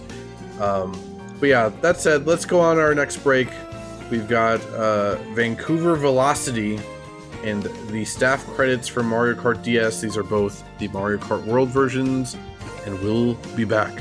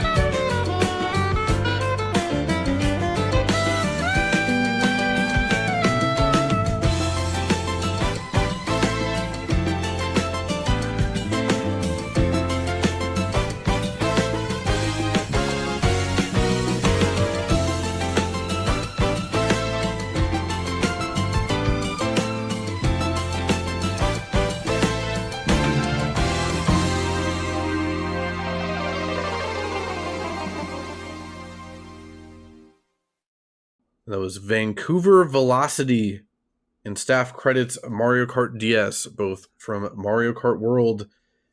For Vancouver Velocity, I don't have a whole lot of notes written down, which is funny because this actually might be my favorite song in the game, and that's saying a lot because I really love this entire soundtrack. Like the previous versions of Vancouver Velocity, the tour and the 8 versions are both already real good, but like they just turned this. I know you had this in the YouTube comments as well, but like they just turned this into a Jamiroquai song. Like it's just straight up is that, you know? Yeah. Not only is this version of the song super good, but also I think around 58 seconds or so, which is my favorite part of the song also, it's not even the original Vancouver Velocity they're remixing. They're remixing the credits of the Booster Course DLC from 8 Deluxe. Oh. That's like why it kind of goes like a little bit different for a little bit. Yeah. When on the Nintendo Music app, they have the credits song for the Booster Course DLC, and I was listening to it a few weeks ago. I'm like, damn, this is real good. What is this? And I looked, it was the credits for that. And that's how I kind of picked up on that. I'm pretty sure that's what's happening here. But again, that's just how damn deep this soundtrack is going, where they're remixing credits of DLC packs in the music. But yeah, otherwise, that was pretty much the notes I had on Vancouver Velocity. And just, at 135, we once again managed to fit even more horns into this episode somehow. Yeah. No, I don't have a lot to add to this. Obviously, you know, this essentially is like, up-tempo, Weather Channel, Jamiroquai song. It's basically what this is. I will say, though, you know, it cannot be overstated how vast and insane this soundtrack is, because before you sent this, I'm pretty sure I'd not even heard it before, and I've put like 65, 70 hours into this game, and I don't think I'd heard this until you sent it. And yeah, it's pretty crazy just how much there is in this game. Like it's crazy. I've heard the bulk of the soundtrack, I assume, at this point, but a lot of it I still haven't actually heard in the game. I've still not heard Drifting Away in game. I've heard it on YouTube and it's great, but I've still never heard it in the actual game.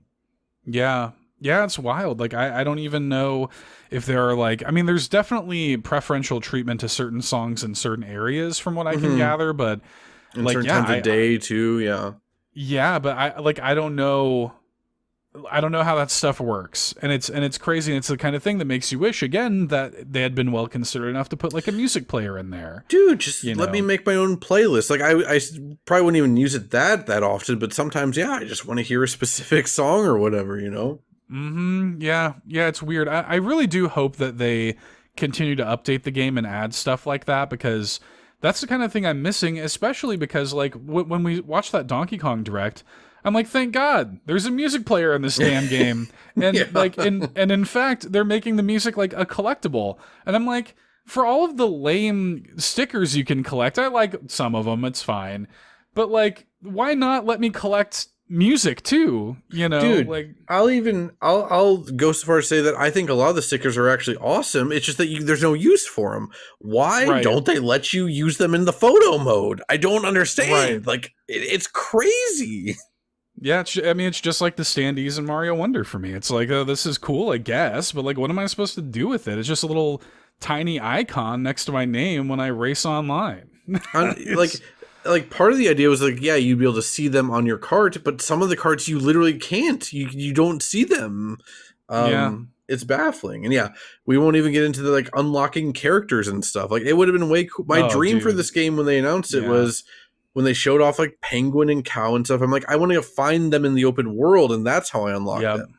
Nope, that is not how you unlock anything of value in this game. You have to play the game until Kamek randomly turns you into the character that you want. So good luck, I guess.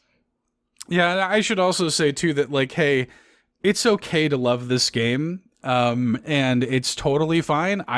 There's a part of me that kind of loves it too. Like, it's mixed emotions. Like but like, it's okay for something to have like bad decisions and faults while also still loving it and having a good time with it, because I am having a good time with it.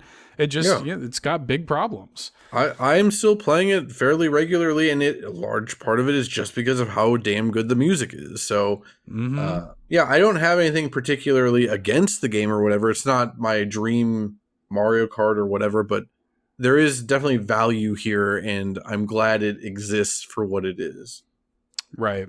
Yeah. When it comes to staff credits, then I guess I did want to share, because like I said, I do think everybody's going to have like a story like the one Phelan shared, like this song played at this moment and this, that, and the other. This was one for me that really got me. So like I said, I've been playing the game with my wife a lot in free roam. Like she'll get home from work, we'll have dinner, and she'll be like, "Can we play Mario Kart?" And I'm like, "Yeah, we can."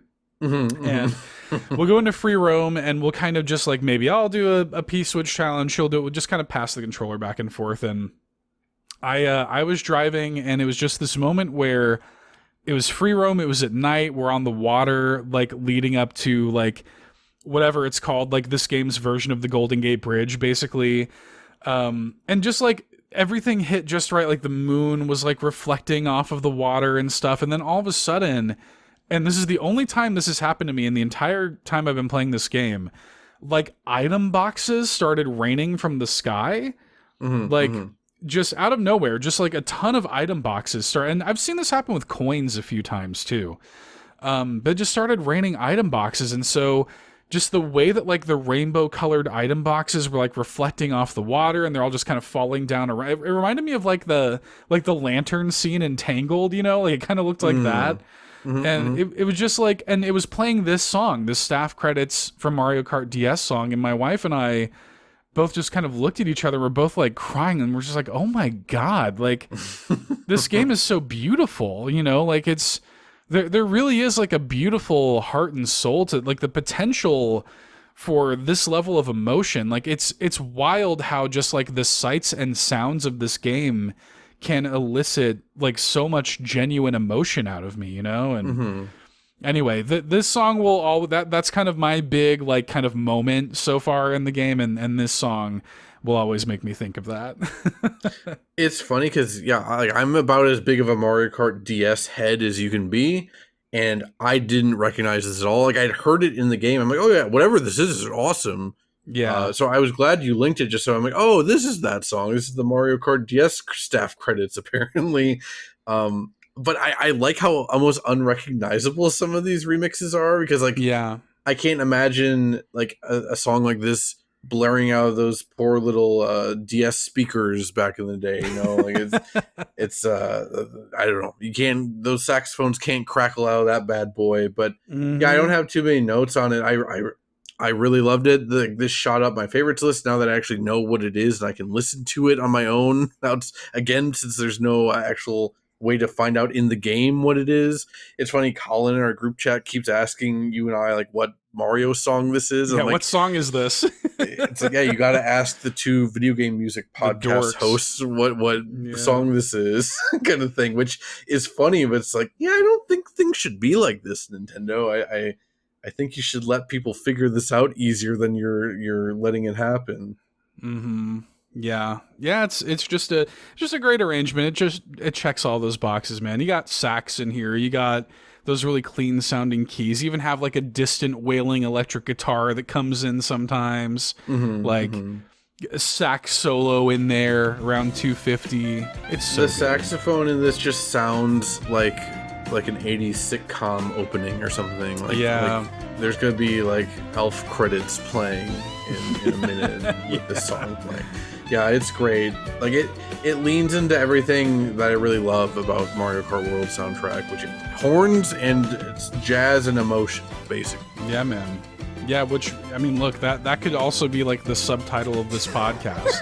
It could be Bit Harmony, a horns, jazz, and emotion podcast. Yeah. And tangents about Barney the dinosaur. Why do I keep calling him Barney the dinosaur? He's just Barney, isn't it? I don't get what's happening. His full government name there that's on his birth certificate. Anyway, let's get into the YouTube comment oversharing corner. This is the section of the show where we read off any funny, memorable, interesting, or downright insane comments we stumbled across while grabbing songs for this episode. A trap I fall into with when we're doing these best soundtracks of the year episodes is that a lot of them are even hard to find on YouTube, so I couldn't even check as many comments as I would like for some of these. So maybe a bit lighter than you would maybe expect. However, there are some pretty damn good ones in here, I think. For this first one, we've got YouTube user WGY_games commented on Creative Exercise 2 weeks ago. Finally, a new age of YouTube background music has come. Can't wait to see a million videos that use this song, LOL. And yeah, I've already seen like Nintendo content creators using Mario Kart World music beneath them for their intros and stuff. It is so funny. Like, I didn't realize how starved we all were for like a massive new Mario soundtrack like this. I feel pretty attacked by this comment, to be honest. I figured you would be. The thing that's funny, a few years ago, or I guess it was probably right before, or maybe right after the Switch came out, Nintendo like totally loosened up. Like, they used to be very strict about the use of their game. They still can be. Like, if you play emulated versions of their games or like, pirated versions or whatever, they might crack down on you. But when it comes to music, they're very open to having it as background music in your videos and stuff like that. They're actually like shockingly open to that, which is why you hear a lot of people playing like whatever Animal Crossing or Mario music in the background of their videos. And so yeah, it's a really good resource, at least for the time being, to put some good music in the background of your videos. And it really does feel like a new renaissance of YouTube background music. I can't wait for the file select theme to be the like outro tune of every YouTube video essay. Yeah, from now on. Definitely. Okay, I guess I'll take this next one from YouTube user Dust133, who commented on Manaka 11 days ago. Most of the game I'm listening to the most incredible tear-jerking orchestral music I've ever heard. And then I'm listening to Gran Turismo 4. I've not played Gran Turismo 4 specifically, but I have heard a decent chunk of like the first 3 Gran Turismo soundtracks. And yeah, there's a lot of like Euro trash music in there. And I mean that in a loving way. Like, I love that stuff. Yeah, I just thought that comment was pretty funny. Yeah, it's funny. My big Gran Turismo game was, is it 3A spec or whatever? Yeah, I remember that one. Yeah, I think that one might have like come with our PS2 or something. I don't know. I do remember that. It was a very early PS2 game. Like, I think basically everyone I knew but me owned Gran Turismo 3 on PS2. Mm-hmm. Yeah, I remember that when my dad got our PS2. I think that was one of the games it came with. Yeah. There's some... I've not played Gran Turismo. Maybe a Bit Harm mini episode would be better for it. Like, there's a lot of cool music in the Gran Turismo series, especially the PS1 ones. To me, it might be worth looking into at some point. Be a fun like a little racing game mini or something. Like, we could put some Ridge Racer in there. Oh yeah, that would be pretty good. Somehow forgot about Ridge Racer, even though like Phelan called in with a request for a Ridge Racer song a few months ago. Yeah, we'll have to look into that. For this next one, we've got YouTube user Daggett. I'm already laughing at the name. Commented on Mario 64 file select 2 weeks ago. And now on your local forecast on the Weather Channel, currently in the Mushroom Kingdom, 73 degrees under sunny skies. There were quite a few comments like this, and I had to put one of them in. Like, I had no other choice. Yeah. Do you remember when David Lynch used to give weather forecasts? And like he would just like be outside in his porch drinking coffee, and he would say like, light breeze, golden rays of sunshine. I read this comment in David Lynch's like, like loud, obnoxious voice, and I say that lovingly. I'm a huge David Lynch fan. But I enjoyed reading this in David Lynch's voice, especially since it opens in all caps. Yeah. So you could almost like imagine that kind of like Midwestern like honk voice that he had. That kind of just like he sounded like a duck. Like, and now your local weather cat. You know, like it just. That's how he sounded. He did not speak the way I thought he would speak. Yeah, a small Mexican chihuahua. You know? Yeah. Okay, we have you. I can't even begin to pronounce this. YouTube user Love Kibainuzuka. I don't know. Or maybe it's Kiba, or maybe it's Love Kaiba in Uzuka, maybe? Yeah, maybe. I don't know. Anyway, they commented on The Depths 5 days ago. My favorite BGM of the whole game. I wish not to be disturbed by battle BGM every time. So yeah, this is the Depths song from Fantasy Life, if you don't remember. I just added this in here because I know reading this, it sounds so... like stilted kinda. It reminds me of there's an interview with like Jim Carrey when he was talking about working on Batman Forever with Tommy Lee Jones, and that Tommy Lee Jones approached him and was like, I do not condone your buffoonery. I cannot sanction your buffoonery. Yeah. I think was the quote. Yeah. That's what this reminded me of. Like, I wish not to be disturbed by battle BGM. I mean, my hunch is that this is probably translated. But that's just how it comes across to me. But yeah, I mean, maybe Tommy Lee Jones just loves Fantasy Life. Yeah, maybe that's what this is. Yeah, there's not, there is buffoonery in Fantasy Life, but not as much as you would maybe expect. So it's possible. YouTube user at GhostyMPA commented on Vancouver Velocity 2 weeks ago. This is so good. I wish Canada was real. Yep. That was just a funny one. I liked it. Like, it's a funny one. Yeah. Sometimes you just get a cheap little funny one in there. This next one is also for Vancouver Velocity. This is from Lucas Nanami 2 weeks ago. Good lord, now it sounds even more like a Jamiroquai song, which like that. It's normally I try not to spoil YouTube comments, but like I had the Jamiroquai thought myself independently of this YouTube comment, so I couldn't resist. But yeah, you're totally right. Me too. That's exactly what it sounds like. It reminded me of the first time I ever heard Jamiroquai was when my dad, after my parents got divorced, my dad used to come, he would drive down to Louisiana, my biological father, pick up my sister and I, and then immediately turn around and drive back up to Chicago to take us there for the summer. And so, it's like a 16-hour drive or something like that. And he would just do it. And I just remember, like, my sister and I would, like, play Game Boy or, like, sleep on the drive up there. And I have this very vivid memory of this really famous Jamiroquai song called Cosmic Girl. Maybe their most famous song. And I remember waking up, and I'm probably, I don't know, 8 or 9 or something. And it was just like, it was late at night, we're driving to Chicago, I'm in the front seat of the car with my biological father, and like just that kind of like the orangey glow of like the highway lights kind of passing over you. And I remember hearing this song and being like, whoa, I like this, like what is this? And he like had the CD, and he like showed me the CD and stuff, and I remember like the cover art of the CD really well. And anyway, it's a fond memory. I don't have a lot of fond memories with my biological father, and that's one that I do have though. Yeah. And the Vancouver Velocity does remind me of that, and I'm glad that a YouTube commenter shouted it out. Yeah, that's fun. Yeah. Okay, YouTube user Sparkly Hyena 7339. Maybe this was the hyena person outside of the mall. Yeah, maybe. That you commented on 700 hours ago.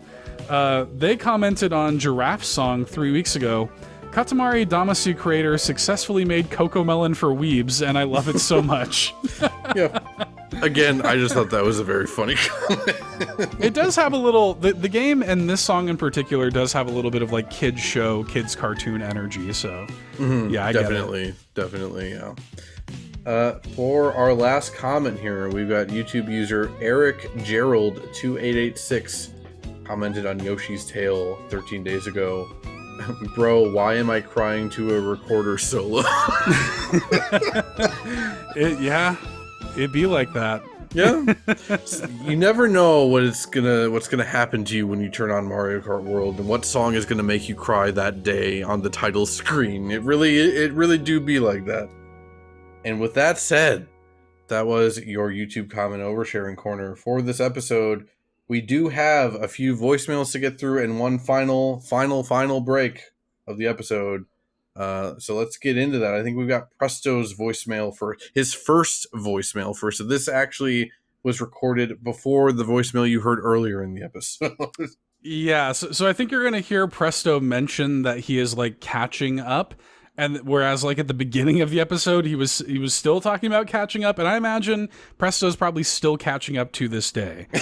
So it'll always be catching up. He shouldn't have took those few months off, man. You should have abandoned your schoolwork and kept listening.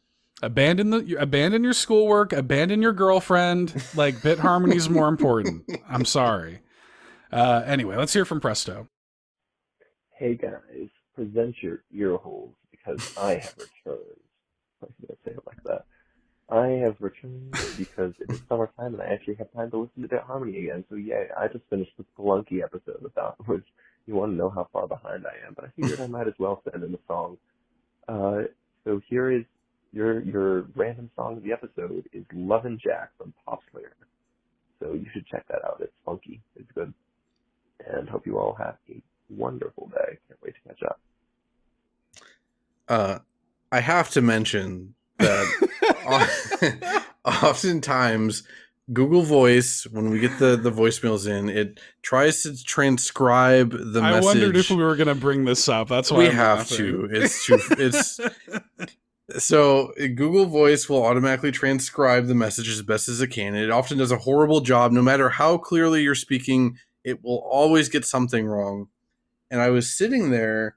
This voicemail actually came in when I was editing the Final Fantasy VI episode. That's why I didn't get played on the previous episode. It just came in too late.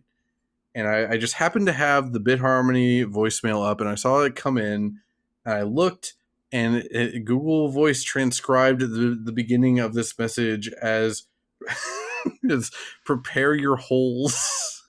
And I was like, what the hell happened to Presto in the past few months? Dude. Did this dude go to jail? Like, what's going on? Hardened Presto over here. He turned evil. Yeah, it was pretty funny.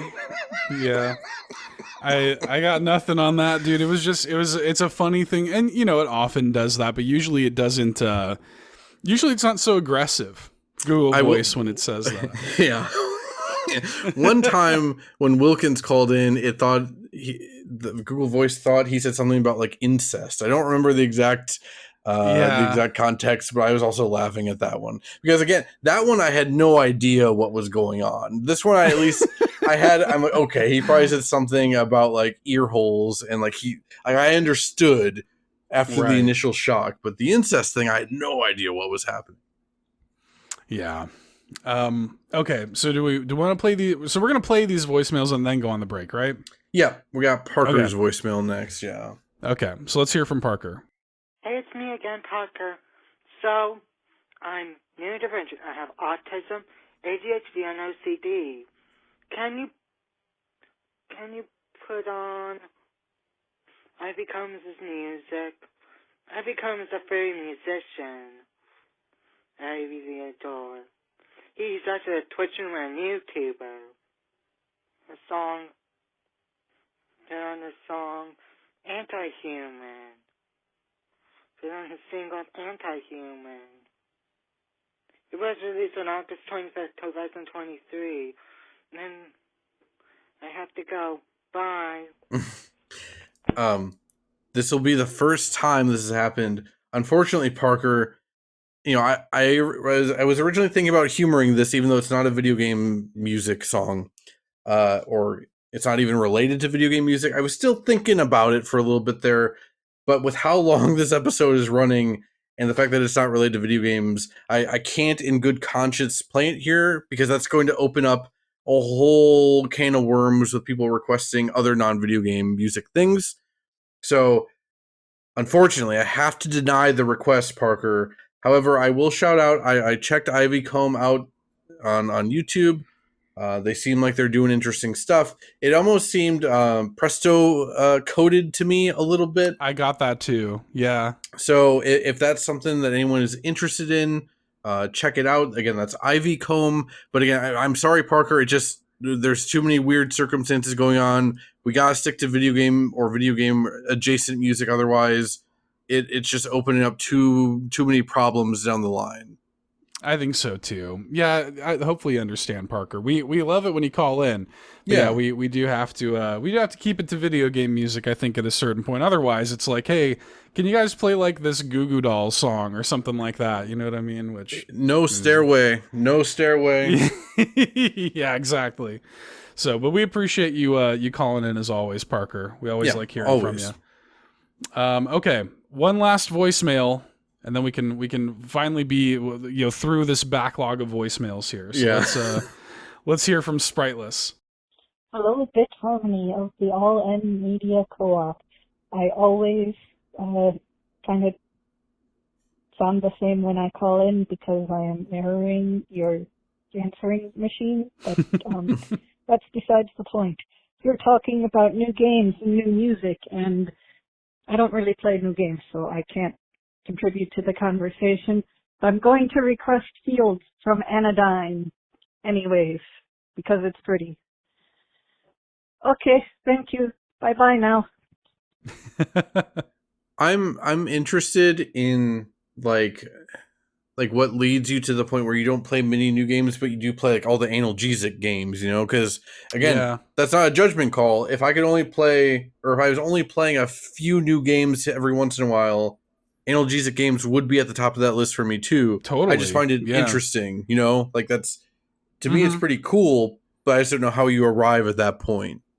Right. Yeah, I'm interested in that too. I mean, I kind of get it. I'm kind of with them, frankly. I'm kind of like, most new games suck.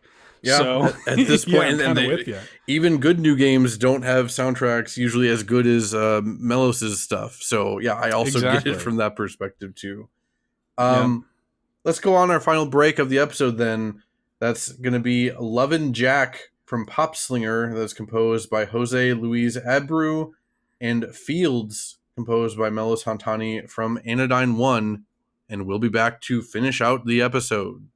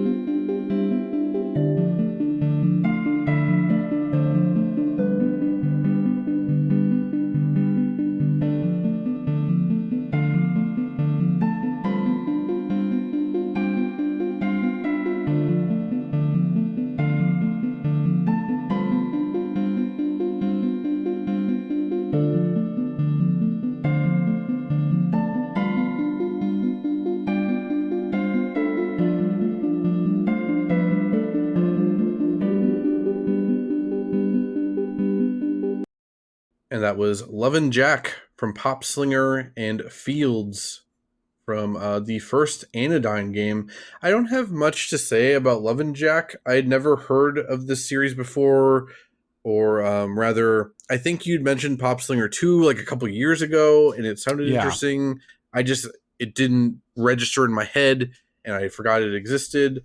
I like this quite a bit. It, like Presto said, it is pretty funky. I do have to mention my one main note on the song is that they do a fade out around 51, and the music is quiet for a bit and then comes back with the volume returned like 15 seconds later. That rules, and that's also the second song that did this episode, and now everyone knows that that's a thing I really like. That fade out to return, you know. Yeah, well, it gives a song a place to go, right? Like, it gives a song like a little bit of body, I guess. Like, because otherwise, especially in video game music, it can just kind of be a loop, and so it gives it a little bit of a little bit of breathing room, and I like that about it too. I'm really curious, like, if Presto's played Pop Slinger. It's a pretty like niche game. The only reason I know what it is the developer like sent a cold email when Pop Slinger 2 was coming out and just like sent a code along. And I just, like that happens sometimes. And sometimes I kind of weigh the options of like what I'm available to cover and stuff. And if it's something I think either I would be interested in or the audience would be interested in or whatever. But this one I was like, yeah, the art looks kind of cool. Yeah, I'll check it out. Why not? And yeah, I made a video for it on the YouTube channel and it was pretty good. Like I ended up playing through the full thing. I thought it was a solid little, like kind of run and gun shooter kind of thing. The vibes in both Pop Slinger games, because it did encourage me to pick up the first one on sale, and I played through that as well. Short, sweet, really fun, like run and gun shooter kind of things with just really good vibes. Like the vibes are really good in both games. Great music, good art and stuff. Just really like fun, like funky fun. The music's all kind of like Sega Genesis coded a little bit, it's good stuff. But I'm glad Presto shouted out because, people don't talk about Pop Slinger very often. Yeah, when I don't even know what it is, it must be pretty niche because I'm pretty tuned into that kind of stuff. At least I like to think so. Maybe I'm falling out of fashion. I don't know, but it sounds really cool the way you describe it. I like the song a lot. I'll have to check out at least the second one since we have it on the All In account. One of these days. You can play it. Sounds cool. Yeah, it's kind of neat. You might like it. With Fields, I have to reveal another shameful secret, and that is that I've never actually made it very far in the first Anodyne, despite the fact. Really? Yeah, despite the fact that like Anodyne 2 and Symphony are two of my favorite games ever. I also love Even the Ocean. It was mostly because I bought the Switch version and I just couldn't handle that port. It was not a very good port. Yeah. And it's not like it's anything like game breaking or anything, but like I remember like the resolution, like the screen transitions were real weird and it wasn't great. I own it on Steam as well, but I just haven't gotten around to it. I need to. It's like the only modern analgesic game I haven't played. I'll get around to it eventually, but yeah, I really liked this. I don't think I made it far enough in the game to hear this song when I played it. Yeah, so my pathway through analgesic stuff was like playing Anodyne 2 at your like sort of request or whatever. You recommended that I play that. Fell in love with that game, and yeah, we played Even the Ocean, also loved it. And then in the like lead up to Symphony coming to Switch, I was like, well, I feel like I need to go and play through Anodyne 1. And so I picked that up on Switch as well. Yeah, the port's not great. I kind of just like adjusted to it, I guess. And I don't know, like I really enjoyed playing that game. It's not like my favorite of theirs, but like it's still, it's probably my least favorite of theirs, but it's still really damn good. I really, they did I think for the 10th anniversary, they did like a kind of remastered or like some new version of Anodyne that like runs at like a higher frame rate and stuff, and I think has some remaster like assets maybe in it or something like that, or higher resolution or something to that effect. And it'd be cool if they brought that over to like Switch and Switch 2 at some point. I doubt that's a huge priority for them, but I think that's a thing. It would just be cool to have like an excuse to replay Anodyne. But yeah, I first of all, I appreciate Spriteless for giving us like another kind of more like gentle song for the episode, you know? It was a great cool down when I spent 2 hours this morning making my notes on all of this. I was like, oh, thank God. Like, we're out of like the Mario Kart zone at this point, you know? Right. Yeah, no more like bombastic like horns and stuff like this. It's kind of nice to have like this little kind of gentle, pretty cool down. And yeah, I was weirdly nostalgic for Anodyne 1. Like I played that game not all that long ago, but I'm still like kind of weirdly nostalgic for it, but also like it reminds me of things I am nostalgic for. It kind of reminds me of like early PC gaming in a way. Mm-hmm. Like has a little bit of like old adventure game energy, or maybe even like RuneScape energy or MapleStory energy to it, you know? So I don't know. It was nice to hear this again. I hadn't heard it in a long time. It really gives me, especially around 128, it's got like some full-on Secret of Mana vibes, which I am big on Secret of Mana music. I found that this sounded very different than Melos's like more recent stuff. Right. And yeah, I really appreciated it for that. If anything, this might be like the push I needed to actually get around to playing Anodyne 1 finally, especially maybe before Angeline era. That would be a good idea. So maybe I'll get around to that soon. Yeah, no, it's still, I think it still holds up in most of the meaningful ways. Mm-hmm. Yeah. With that said, we are through the bulk of the episode. As a reminder, you can send voicemails or texts to bitharmonypod@gmail.com or call or text them in to 216-230-8540. That number again is 216-230-8540. If you're calling into that number, you're supposed to keep those under 3 minutes. Google Voice will just kick you off. If you're emailing anything to us, you can have it as long as you want. Yeah, just like Phelan did. Or you could even edit it and make a little like radio play out of it like Phelan did if you want to. Yeah, that'd be great. Yeah, so please do that. We always appreciate your voicemails. We love playing them on the show. Leave comments. If you listen on Spotify, we like to read those comments on the show as well. You can even join the Discord. We have a free, friendly, and welcoming all-in Discord community. You can join us there if you want to sound off in there. Like I said, we have a community like Mario Kart Time Trials thing going on now, and there's always fun stuff happening over there. Yeah, support on Patreon for early access to the show and other exclusive perks, exclusive podcasts, and all kinds of stuff. We really appreciate it. And speaking of Patreon, it is now time, Matt, to thank the patrons. So Bit Harmony is made possible by viewers like you. Thank you. Thank you so much to our Triforce tier supporters, Adam Caparello, Bowza, Quagmire, Dan and Luma, Danielina Hosa, SAZ, Foolish Fuji, John Cummins, Josh Vaughn, Ligerwoods 330, and of course, Uncle Randy. And thank you to our Golden Banana tier supporters, Big Dogs Only, Bill Tucker, Gamer Jason, Liam D, Marcus O'Neill, Phelan Ward, Rob Yapel, Shy Guy, thank you Shy Guy, Sean Ashton, Solo, and Sparky. We really appreciate it. There are links in the show notes to the Patreon as well. If you want to get exclusive Bit Harmony episodes, if you want early access to the show and all kinds of stuff, that's the way to do it. We appreciate y'all very, very much. Thank you. Yeah, I feel like that Patreon supporter list is much bigger than it was like 6 months ago. Yeah, man. It's appreciated, even if it's not explicitly for me. I assume most of it's for Seth, but I'll take some. I'll take 15% of the credit or something. We don't have haikus this episode. I just didn't seem like much of a point, honestly. But we will be back with a more normal, hopefully less jam-packed episode of the show on July 13th. We do have a little bit of an announcement, kinda. We are doing a Summer of Nintendo.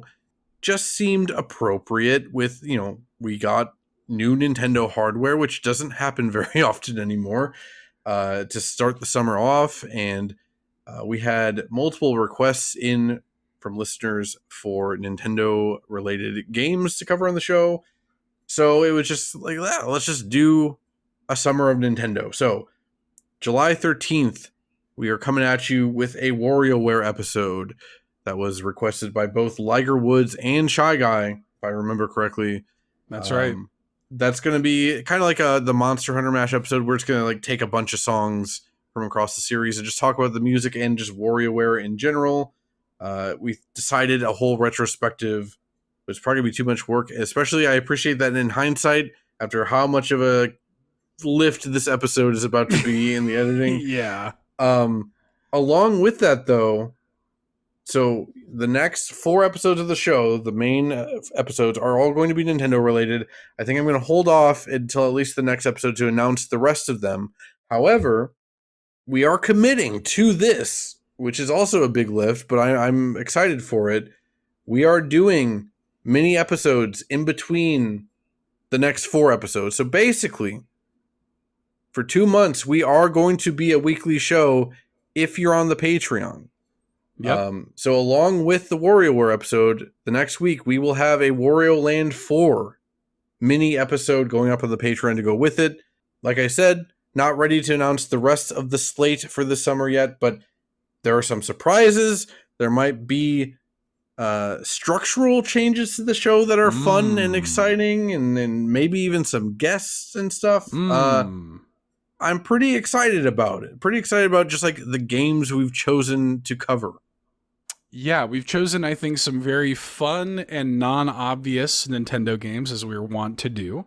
It's also a good excuse to, make an event out of it. Make it this Summer of Nintendo thing. I think a lot of people are very excited about Nintendo. Obviously, we already covered Nintendo a lot on the show, but, we've never had, like, a dedicated, like, block of Nintendo music, and I think people will be into that. And, having, like, more excuses to do mini episodes is great. So again, if you've never checked out the Patreon, you're a fan of this show, there is literally no better time than right now to join the Patreon and get a bunch of exclusive content on there for the next, month, 2 months. So right. Yeah, basically all of July and August, you're getting nearly double the amount of Bit Harmony if you so choose. Yep. So do that. Head over there. Like I said, we got links in the show notes to the Patreon. And with all of that finally all said, again, no haikus this episode. We just have a little outro for you, and that's going to be a Piranha Plant's Lullaby, originally from Mario 64.